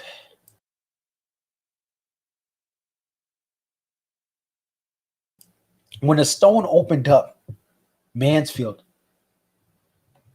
my heart was when What You Are is the second to last song at MSG, almost tears in my eyes. 32 shows. This is my 33rd show, and I get What You Are. When Virginia in the Rain is played at the Gorge, almost cried. And again, I don't, like I said, I'm not afraid to cry. I'm not afraid to let emotion, but I don't cry at show. Like, shows make me happy and they make me feel some way. I don't cry. I almost cry. Right? This was a special year. Trying to think of other moments. Broken Things. When Broken Things, like, I thought I was dreaming when Broken Things in the Pit was played. Da, da, da, da, da, da, da, da. I was like, is this happening? Is this real? I'm looking up like, oh my Lord have mercy. Like, it was just joy. Dive In. Oh my God. When the piano notes in Dive In hit, when my boy Buddy was on them keys during Dive In, bruh. Been chasing that song forever. Was that show 30? Yeah, show 30 at MS Mohegan Night 1. When Dive In started, dun, dun, dun, dun, dun, dun, dun, I was like, wow. But it's just, there's so much about this year that was special. And I'm going to be honest, you can look back at the videos. I didn't think we were going to have a tour. I was like, there's no way if the idea was, oh, no, we have to have these COVID regulations. I'm like, there's no way these venues are going to be able to do this for all of the tour. Maybe in the late summer and the fall. And that's kind of mostly what I was like, maybe in the fall or winter. That's really what I was saying. But I don't know how we're going to do it. And it was done. We had adjustments. We had changes. But this was a phenomenal year, a year I expected not to get anything, and I got much more than I bargained for. I went to 10 shows, counting Farm Aid. And I think the other thing, too, is meeting some of you guys. I just was messaging someone on Instagram. I don't know if but some of the people I've been talking to on Instagram and meeting at the shows and being in lines and talking to people, that's almost as great as the show. Like, talking to people, and I've talked to people throughout the years, but like, there's something about when you start going to, like, I'm not going to go to 10 shows next year. Knock on wood. I can't listen. I got plans. I got plans for my life as far as just getting some things financially. I'm blessed. I'm beyond blessed, right? The fact I can go to 10 DMB shows, got no kids, right? No baby mom. Got a beautiful girlfriend. I'm loved. I have a beautiful family that supports me. Both my parents still alive. 3 or 4 of my grandparents are still alive. Aunts and uncles. I have friends. I have a great circle of friends. There's no drama. Some of them are having kids now, and their kids are Marcus. I play hide and seek with them and stuff. I have a beautiful life. But part of my life has been bettered by the people I've met. Some of you guys that I've met. And even some of the guys that I haven't met, but we've, we talk here on the social media. It is, I see why I get it more and more as I go to more shows, why people go to 200, 300 shows. It's like, no offense to Paris, maybe one day, right? I've been a couple. I've been to South Africa. I've been to the Caribbean. Like, I don't really have a desire, unless I'm going to see DMB. Why am I going to go to Europe? I used to want to go to like the EPL, English Premier League games. I'm an Arsenal fan, although to be honest, I haven't watched in a couple of years. But outside of sports or music, why would I go to Europe to go to some museums? Like, I know Europe is beautiful, but I'd rather be going to these shows, meeting people, go to New Hampshire, New York, right? I'd rather be going to other places than with DMB and meet people at these new places because of DMB than just go to some trip to Indonesia. And I know people are different. That's just who I am. I'd rather wait for DMB to set a tour date and then go explore that. So we got some comments here. Mike says, agree, best show, MSG Night 2. DMB Fan 91 says Tampa or West Palm Beach Night 2 are my favorite set list of 2021. And those two, I didn't put this on here, and I forgot to add it in the video. Tampa is the best, to me, the best one-off night. Tampa was the best single night show of the year. That's MSG. We're gonna get to Tampa. Let's just show this again because I think it was a great one. And I wasn't even at this show, but talking to people that were at this show and then looking at this is so right. The riff, what was debuted is awesome. JTR, the only riff of the year. Oh, you weren't at it either. Okay. Okay, so DMB fan, you weren't at it either. But yeah, like this is an awesome show. And you just have so much in this main set that you typically don't have. The only 2 of 2, if only, even though I think that song shouldn't be played that much. I think it's a better studio track, if only. And then we go to West Palm Beach Night 2, which got the best run. The best run was songs 1 through 13. I think Every Day kind of ends that run, in my opinion, because it's kind of, Every Day is nuanced. It's too nuanced. I do like what Buddy gets his moment, but it's too nuanced for me to continue it in a run. Cornbread is There's been one I saw in at Hartford that I love. They slowed it down a little. I think that was Hartford 18 or Hartford 19.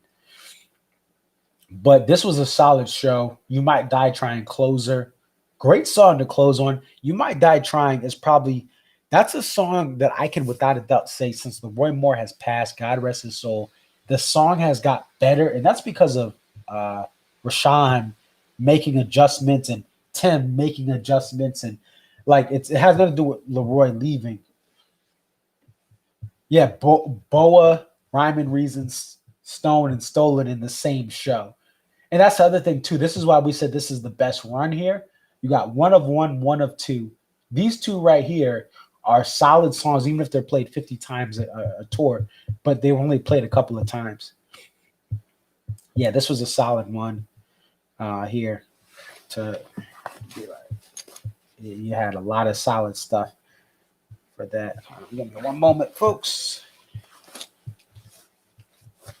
But yeah, these were some solid shows in the heat. And that's the thing, too, is when Dave comes here, I don't know why he doesn't do these shows in September, or why does he not do them at the beginning of the year? because I've been in Florida in like April, and it's still hot, but it's not as bad as I've been to Florida in August. It's horrible.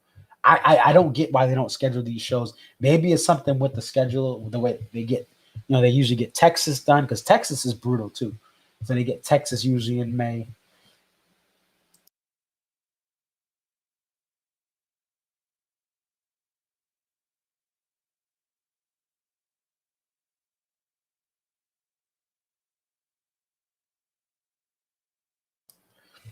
Yep, and he did get a hello again too as well, DMB fan 91. So that's true. You did get a hello again. And I like that song not opening. I was anti Hello Again opener because you don't open with Hello Again. The song has nothing to do with opening a show or being back. So read the lyrics. It's not about that. But yeah, this is a solid one and a 41 opener. So you have elements of Raleigh in this, but it's better than Raleigh, which is actually the other thing is something told me, hey, it's your boy Conserviz 34 is conscious. I'm speaking to you live. Like it was telling me, because I had the ability, I could have if I wanted to. With my budget, my budgeting is beyond safe budgeting. Like it's not, when I go to these shows, I'm not going broke by any means. I don't play that. But with my concert budget, right? I carried over some stuff from last year into this year. I'm like, okay, you got people going to Raleigh. If you want to go to Raleigh, go to Raleigh. Money will not be an issue. Matter of fact, my aunt lives in the Raleigh-Durham area. She got a nice crib out there. So I could stay. Anyway, I could have been out there for free and just drove. Just paid for gas and all that and just said, hey, can I stay over for a night? She probably would have let me. Shout out to my auntie. But I would have wanted to get a hotel just so I could I don't want to roll in at 11, 12 o'clock. Anyway, point is, my friends were telling me, yo, you got to go to Raleigh. You got to go to this. And my thing was this.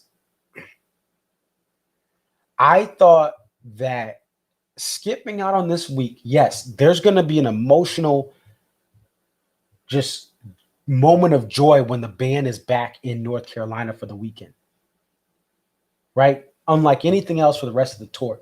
But my thing was this. The rational side of me says, listen, they're going to do some stuff in Raleigh, but it's going to be going around the country, and there's probably not going to be anything at Raleigh. Maybe one song they do at Raleigh and they ditch after that. So whatever they do in Raleigh, because it's not SPAC, it's not Deer Creek, whatever they do at Raleigh, it's going to be special, but it's going to be expensive to get tickets, that same price, put it at the end of the tour. So what I did was I skipped Raleigh, I skipped Charlotte. And if you look right here, if you went to West Palm Beach, I didn't go, right? You pretty much got a lot of what Raleigh got. You got Gray Street, right? You got a Hello Again, the second of third. You got a 41 opener. But you also got Rhyme and Reason, Stay or Leave, Nancy's in the Warehouse, right? You got a Stone, which was not played at Raleigh. That's why I skipped out on the opening week. And I understand why people went. I'm not knocking you if you went. I just said, look, it's not how you start, it's how you finish. They're going to debut some stuff there, but that's going to set the tone for the rest of the tour. And I'll get to a tour opener one of these days. I'm going to John Mayer tour opener in Albany for the second world tour in a row, or second American tour in a row. But John Mayer is a little different because for me, John Mayer, no matter what he plays, I pretty much love it. There's a couple of songs I don't like. Where Dave Matthews, there's certain stuff that makes me feel better than any John Mayer song. There's certain things that make me just hate, like I don't like. And speaking of that, Every Day with Buddy, personally hate it. I don't like the whole charade personally, but I like that Buddy is getting time for the mainstream crowd to do that interaction, right? But I don't think that the thing is though, I don't think like the solos that Boyd did, I didn't care for it either. I actually think what Buddy does is a little better than what Boyd did. Boyd just kind of did some dance around solo that never went anywhere. It wasn't like Rapunzel. It wasn't like The Stone. It wasn't like Lion Our Graves or Ants Marching. We were like, that's the MF and violin. It's lit. The Everyday solo did nothing when Boyd was there. It's just a song I don't like. He just like, okay, wrap it up. Wrap it up. Hey, we gotta get to that encore. Come on. So and he's doing the organ. I'm not an organ type thing, off key and all. Yeah. Although I'll say this, someone point this out. The violin is hard to keep in tune, especially when you're playing 3-hour shows. But he was off key a lot. But yeah, it's cool you like John Mayer. Yeah, I'm a huge Mayer fan. Actually, before I was in the DMB, I was in the Mayer. I got let me see if I got this.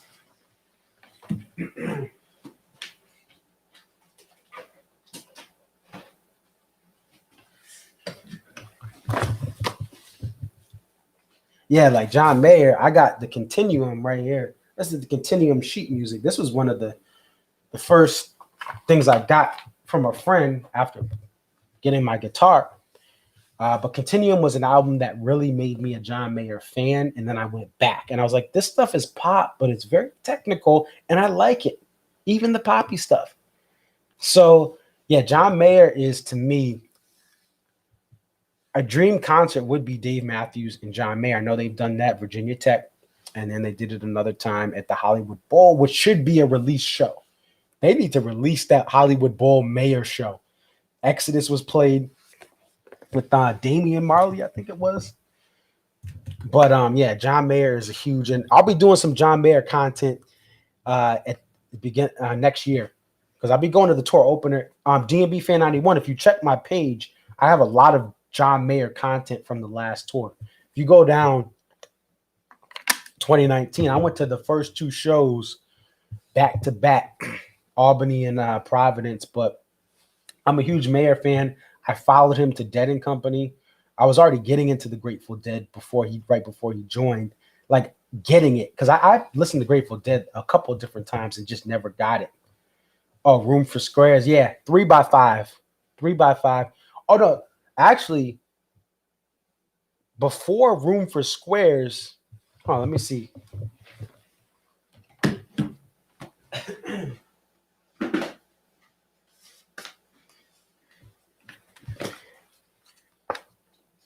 Before Room for Squares, this is Inside Once Out. I got this CD, Inside Once Out.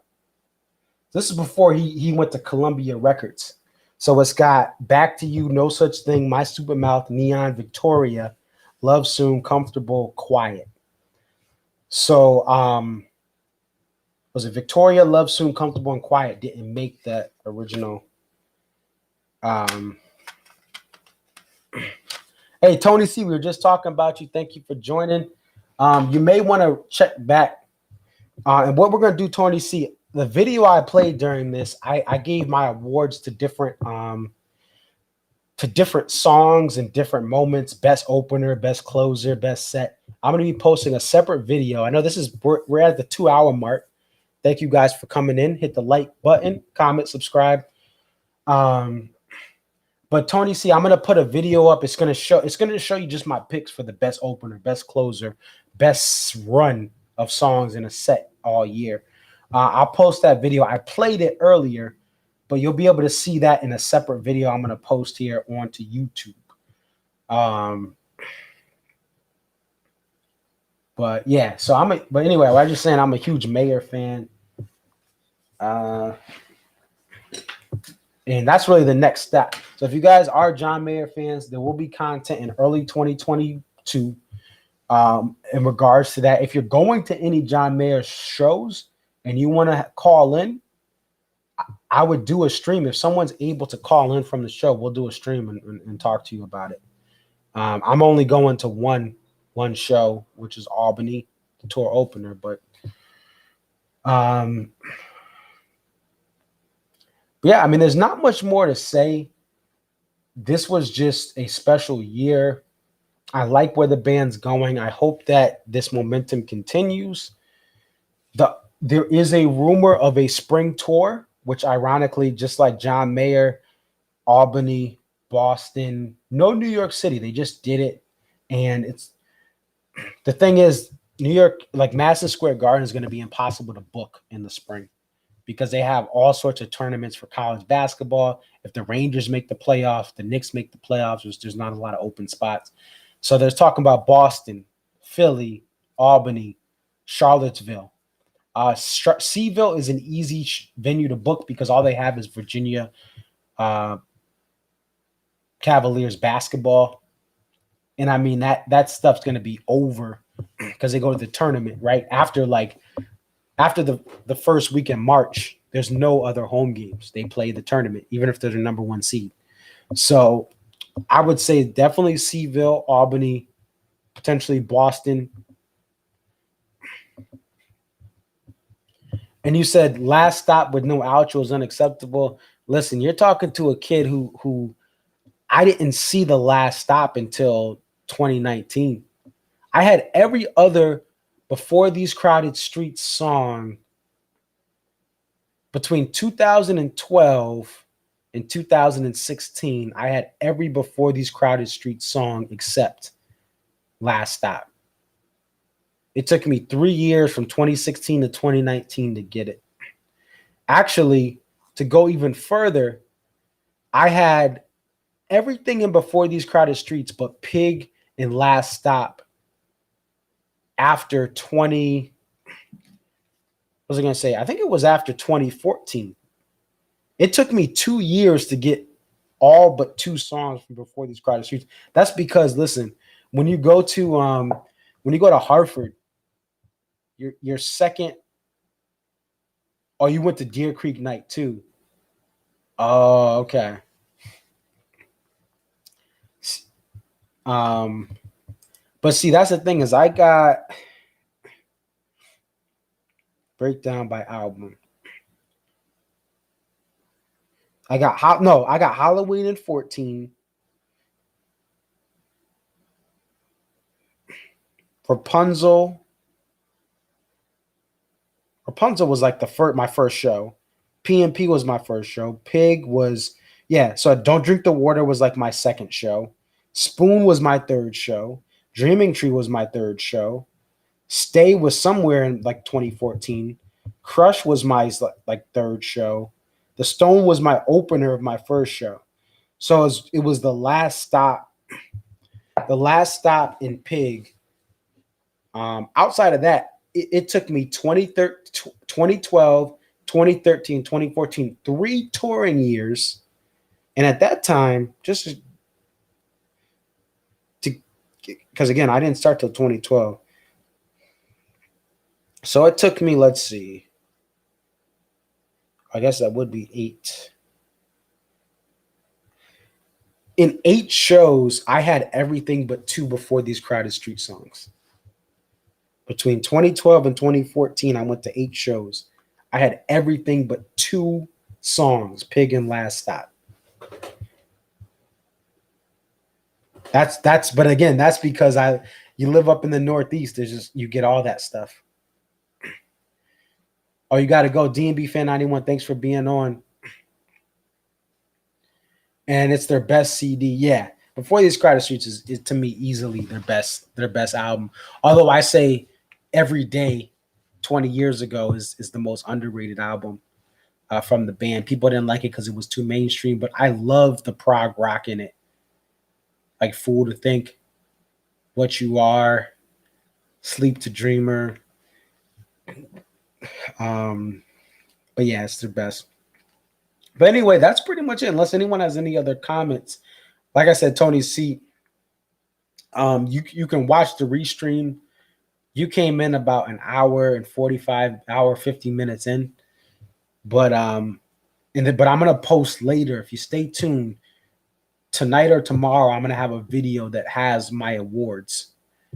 And I can kind of show you it here, Tony C. Let's see.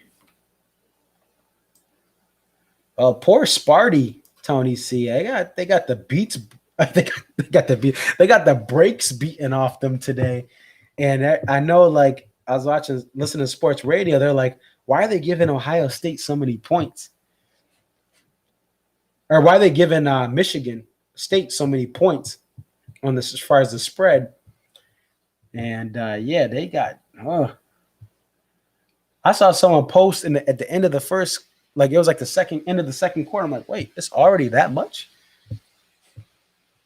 Let's see, DMB Awards. Concert Viz 34 presents the Dave Matthews Band Tour Awards. Yeah, so this is the thing I'm gonna post to YouTube. So you're probably better off just you can watch the stream, but this tour awards will give you my breakdown of my favorite openers, closers. When was the last time Dreaming Tree was played? Off the top of my head, there was a tease at the Chase Arena. I want to say that. Let's go to the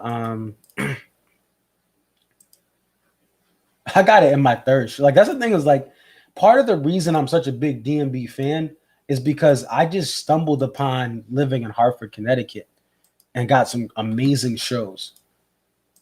Like my first show, I got Blackjack. I was in 2012. Like they weren't even playing Blackjack like that at that. They played it before the years before that. Let's see songs. Let's look at the almanac. So Dreaming Tree. I want to say that it was partial in the Chase. That had to be 18 or 19. That's just me off the top of my head. Oh no, it was played in what? Oh, Dave and Tim played it. So Dave and Tim played it in 2020. But the last full band, yeah, there was a tease in 19. This was the Chase. They had just opened up this arena. Metallica opened it up. Chase Center in San Francisco where the Warriors play. Warriors moved from Oakland across the bay because San Francisco would pay more taxpayer money, which is a sham. Anyway, the last full band. Well, that's Dave and Tim. Let me close some of these.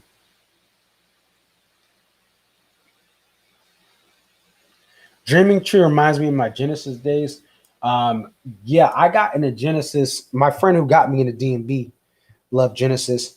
Like Trespass, they had those like transitions. I mean, that's what prog rock is. Trespass, looking for someone. Da, da, da, da, da. That's the first track from Trespass. Starts off like that. So this is the last time Clarkston, Michigan at the DTE, the good old DTE. Okay, so they got it here in 27. Oh, that's Dave and Tim. Oh my gosh, I'm looking at it wrong. Okay. They didn't play any full band. So the last full was this. This is probably Berkeley. Is this Berkeley? Oh no, Greenwood Village. This is Berkeley, right? No, Bonner Spring, Kansas. They played Dreaming Tree at this show. Hold on. They did. Oh, Berkeley was 14. They played the Dreaming Tree at Berkeley at 14. It was one of the live tracks. So Fiddlers is the last one. And just a spoiler, Tony C. DT is legendary, although I think that the midweek show this year had some special moments, but it was all right. But yeah, it's legendary. I mean, obviously, Pine Knob, right, is the OG name, right? It's had some great runs. I mean, some great things out there. So, yeah, Fiddler's Green was my best two-night stand. They've gotten Dreaming Tree. They've gotten Spoon. And Spoon was in 18 or 19. But this is the type of stuff that got me into DMB. And just to show you, like,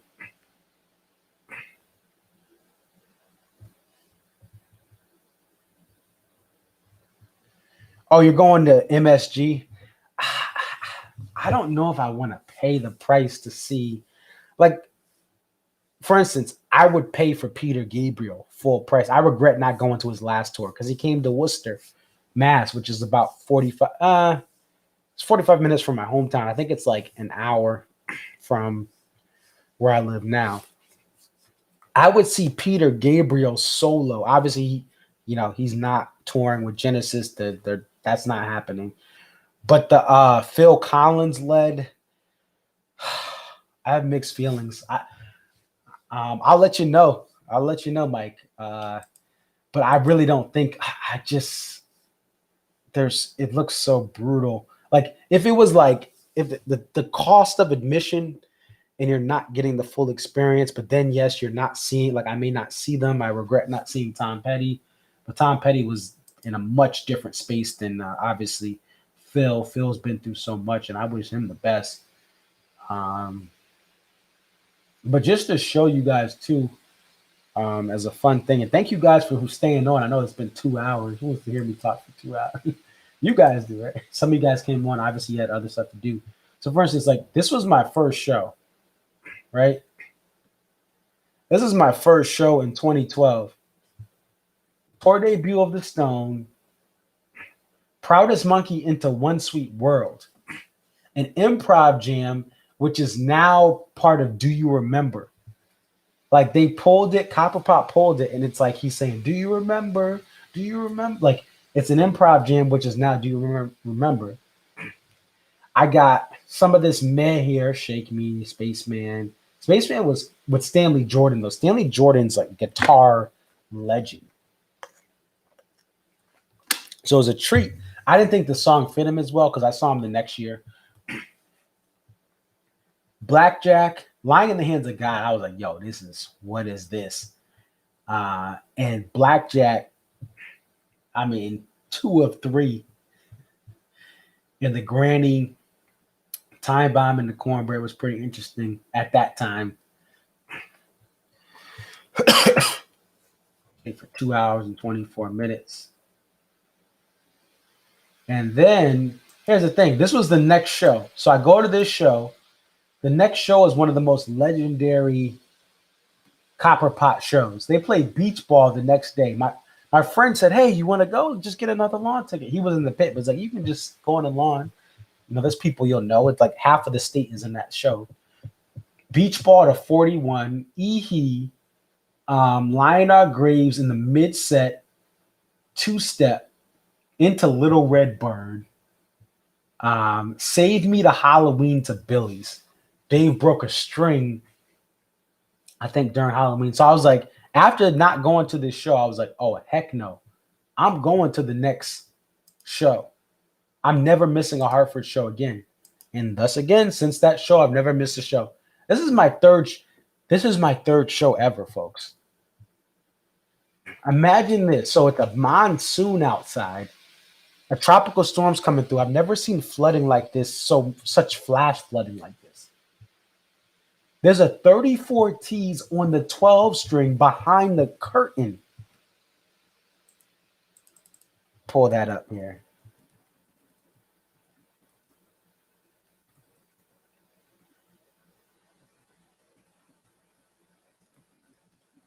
Let me just show you this. This is like...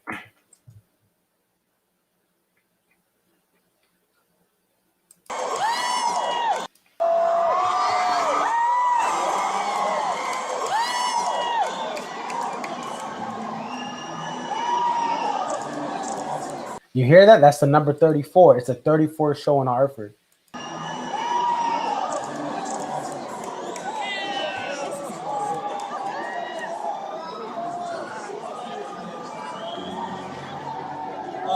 Is that really happening?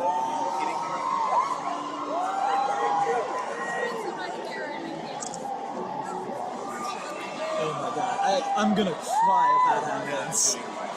That can't...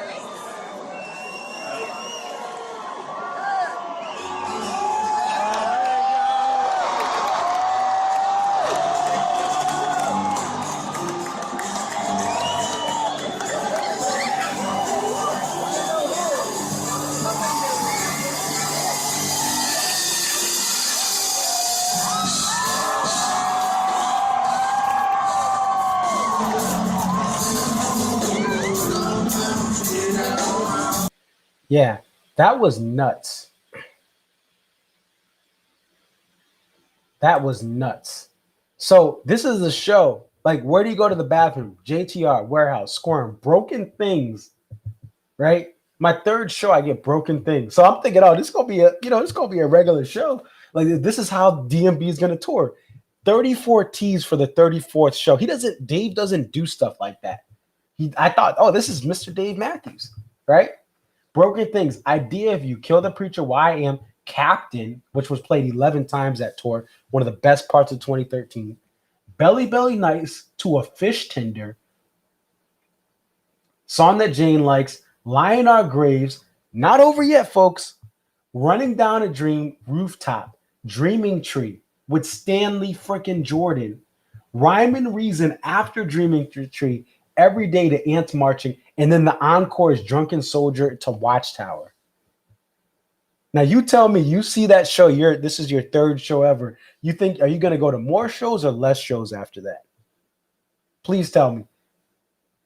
Spoiler alert, I went to more shows after this. I was like, oh, this is lit. This was night one. At the time, I couldn't find a job. I was working at FedEx part-time, trying to find a job in my field. So I worked overnight, maybe got like 2 hours of sleep after the show, went to work at FedEx, and then like at noon, I was at my friend's house because we were all going to go on the lawn the second night. So I was like running off for 2 or 3 hours of sleep. This is the next show. This is show number 4. First time I'm going to a 2-night stand, so I'm never missing a Harvard show again. We get a Seek Up, right? We get a Seek Up, Monkey to Satellite, Don't Drink the Water, 7. This is where it gets real. Spoon, okay, you get Shaking Like a Monkey. The Riff, Gray Street, Mercy, So Right. And then we get Jimmy Think Gaucho, Best of What's Around, Recently, Funny the Way It Is, PNP Rapunzel, Blue Water, 2-Step. My 4th show. So I get a Blue Water partial, and Recently, a Best of What's Around. These songs weren't being played that much. Look at that. There were 4 Blue Water partials that year. There's 4 spoons. I got 1 of them. There were only 5 Seek Ups in 2013. I got 1 of them. Like, so I'm looking at these shows and I'm not in the almanac. Like, I'm not reading. I think I was on like setlist.fm at this time. I think I started the almanac around this time, but I wasn't like, I didn't know fully about it or what these things meant. But I'm like, these last 2 shows are amazing. So in 2013, I went to the next show on tour. 6/15/2013, which was like later, because I accidentally brought a lawn ticket to this show, a pair of lawn tickets to this show. No, I bought one, and my friends bought for the other one because it was Xfinity Theater and Center. So my uncle came along with me, and I get a long black veil. So now I'm thinking, oh, we got True Reflections, the last full band True Reflections, another Captain. So I get 2 out of my 3 shows, I get Captain. So I'm like, oh, all right. I get a Recently, Again, and a Granny. So for the 3 shows, I got Captain twice. I got Recently twice. I think I got Granny twice. I got Drunken Soldier twice. And here's what happens. I say, look, I'm not going to the next show. It's your boy Conserviz 34. I'm never going. I can't go to the next show because the next show is Father's Day, and I got to be with my father and my family, mom, dad, grandpa, all the fathers and grandfathers. We're all going to meet up on Father's Day. Can't go back up to Mansfield 90 minutes down the road. So I missed this show. And guess who guests on number 41 and then plays Joyride after? Victor Wooten. So now I can't ever miss, outside of a death in the family or something serious, I can't miss a Mansfield show ever again. And I can't miss a Hartford show ever again. And since June 15th, since June 16th, 2013, when I missed that show in Mansfield, I have never missed a Mansfield show or a Hartford show. or I've never missed a Mohegan Sun show. I've been to every single Mohegan Sun show that's ever been done, all 4 of them. Because when I didn't go to those shows, something crazy happened. And that's the story of your boy Concert Viz 34 and his addiction to Dave Matthews Band music. Not missing a show, right? Period. So, oh yeah, Bella Fleck. I've seen the Flecktones here in Hartford. Actually, I was very close. It was pretty nice. I want to see them again next year. They kind of push stuff back as a full band. Bella did some of his stuff on his own. Then I think he canceled some stuff. But he did have some shows that he did this year for his album, his solo album. But the full Flecktones, I think next year is when they're going to be doing some more stuff, and hope to see him then. All right, that's really all I got right now. There will be, listen, this is not the end. We're going to have a poster show. I'm going to try to bring in some guests. If you guys want this every weekend or every week, I can try to find some other stuff to figure out. But this is not the end. This is just the summer tour wrap up. You guys have a wonderful holiday season, though. If you don't come back into the tour, if you do come back, if you pop in, pop out, hit the subscribe button, and it'll let you know when I go live. And then also, if you miss it, you can watch the replay. But I appreciate all the support. I know some of you guys, Mike Wilson, you're going to be watching this after your hockey. You're out in the Mountain Time Zone. So thank you guys for the support. Again, I cannot say that enough. But definitely like, comment, subscribe. A video will be up today or tomorrow. Tony C. You can. It'll be fun. It's about an 11-minute video that'll go over what I thought my picks for the best of. And I need a Future Man and Wooten. Oh, they're both Wootens technically, but yes, the brothers. And I want to see the Wooten brothers. They remind me so much of my dad's from Portsmouth, Virginia. They're up the road in Hampton, where they kind of grew up. But Leroy Carter and the Wooten brothers remind me of my godfather, a little bit of my father. It's something about those Virginia boys that is, and they're all around the same age range, late 50s, early 60s. They were all born.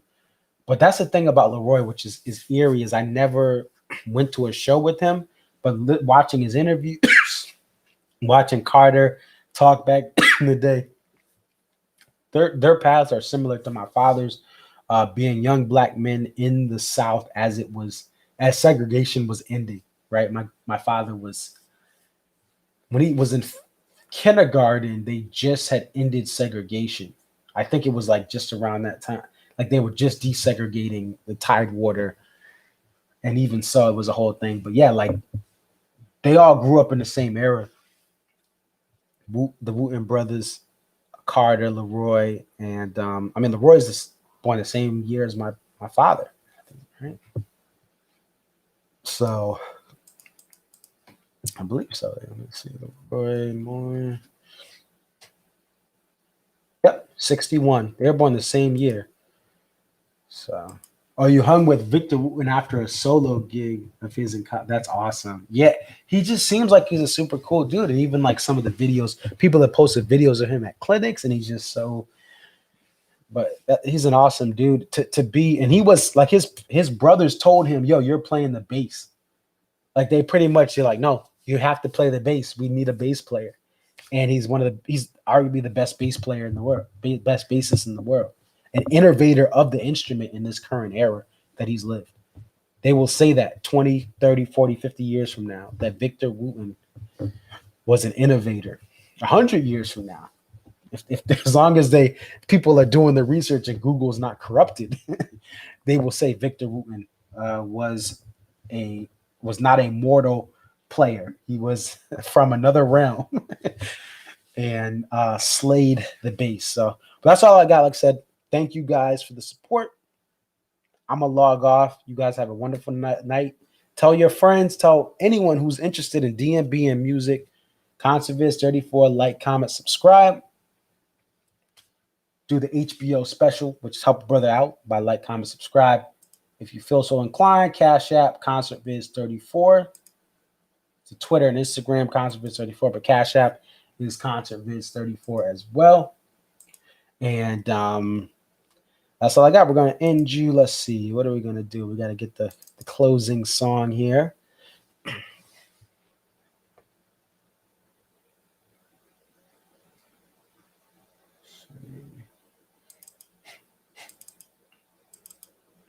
Got to pick that closer.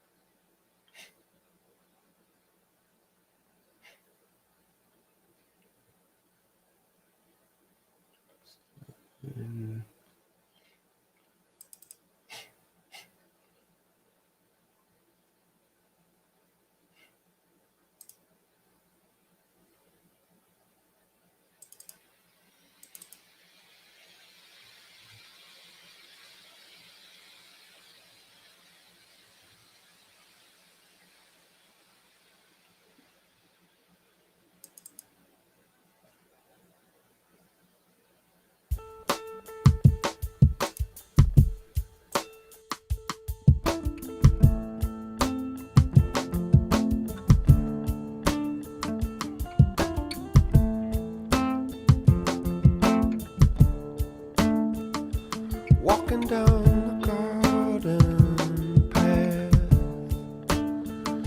I heard a pop and hurried in.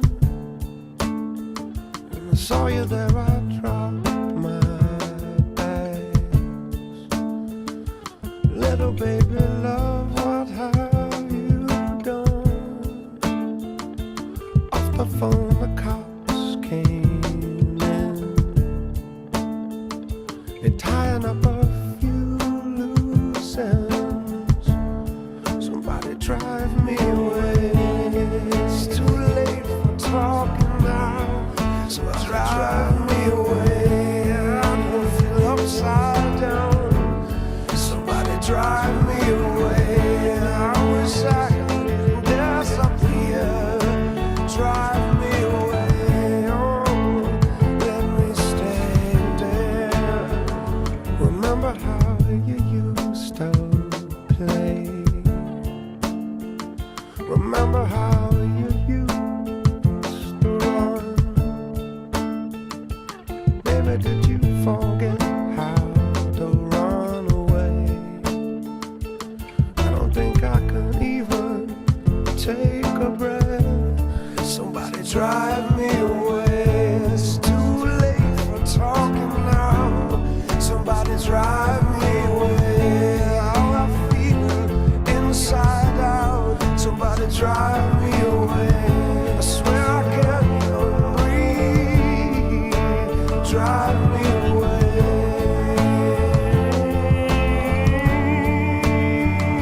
Say, somebody wake me up. I must be sleeping. Somebody tell me I'm dreaming. Sleep.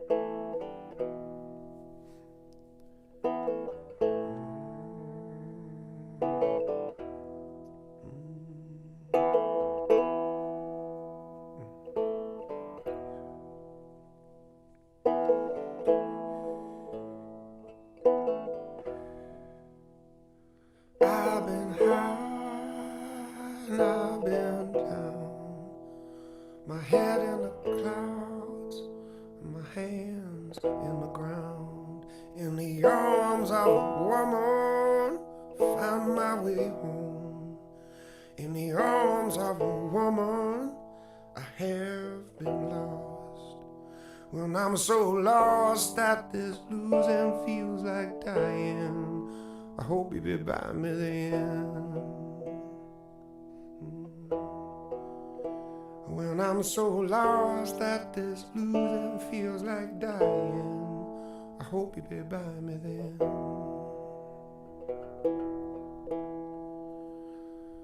As a young man, I was afraid of my life. What would I make?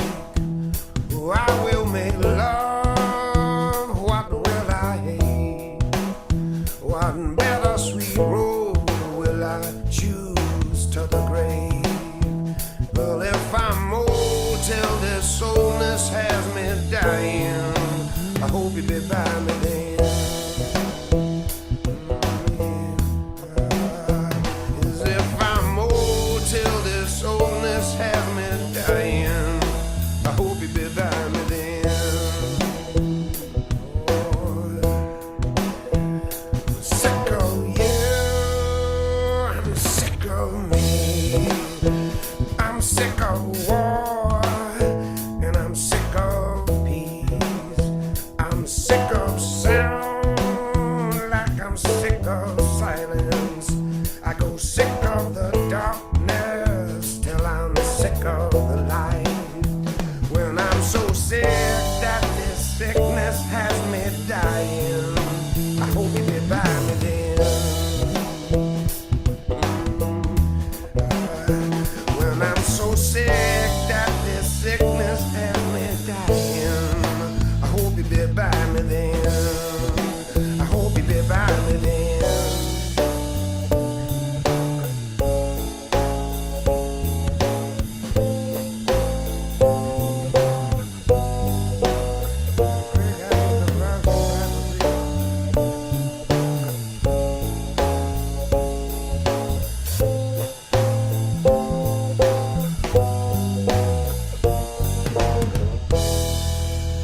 One sassy boy, I saw what happened. I saw them beat him down to the cold, cold ground. I watched those big boys cut that man down, and I was too weak to take a stand. When I'm so weak that this weakness has me dying, I hope you'll be by me then. Oh, yeah. When I'm so weak that this weakness feels like dying, I hope you'll be by me then. Yeah. But if I'm old till this oldness has me dying, I hope you'll be by me then.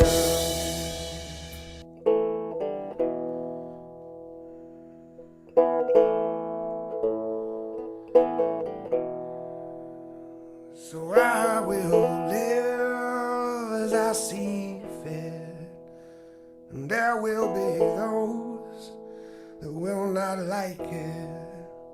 But in the arms of a woman, I find my way home. So to the arms of a woman, I will go. And if I'm old till this oldness has me dying, I hope you'll be by me then.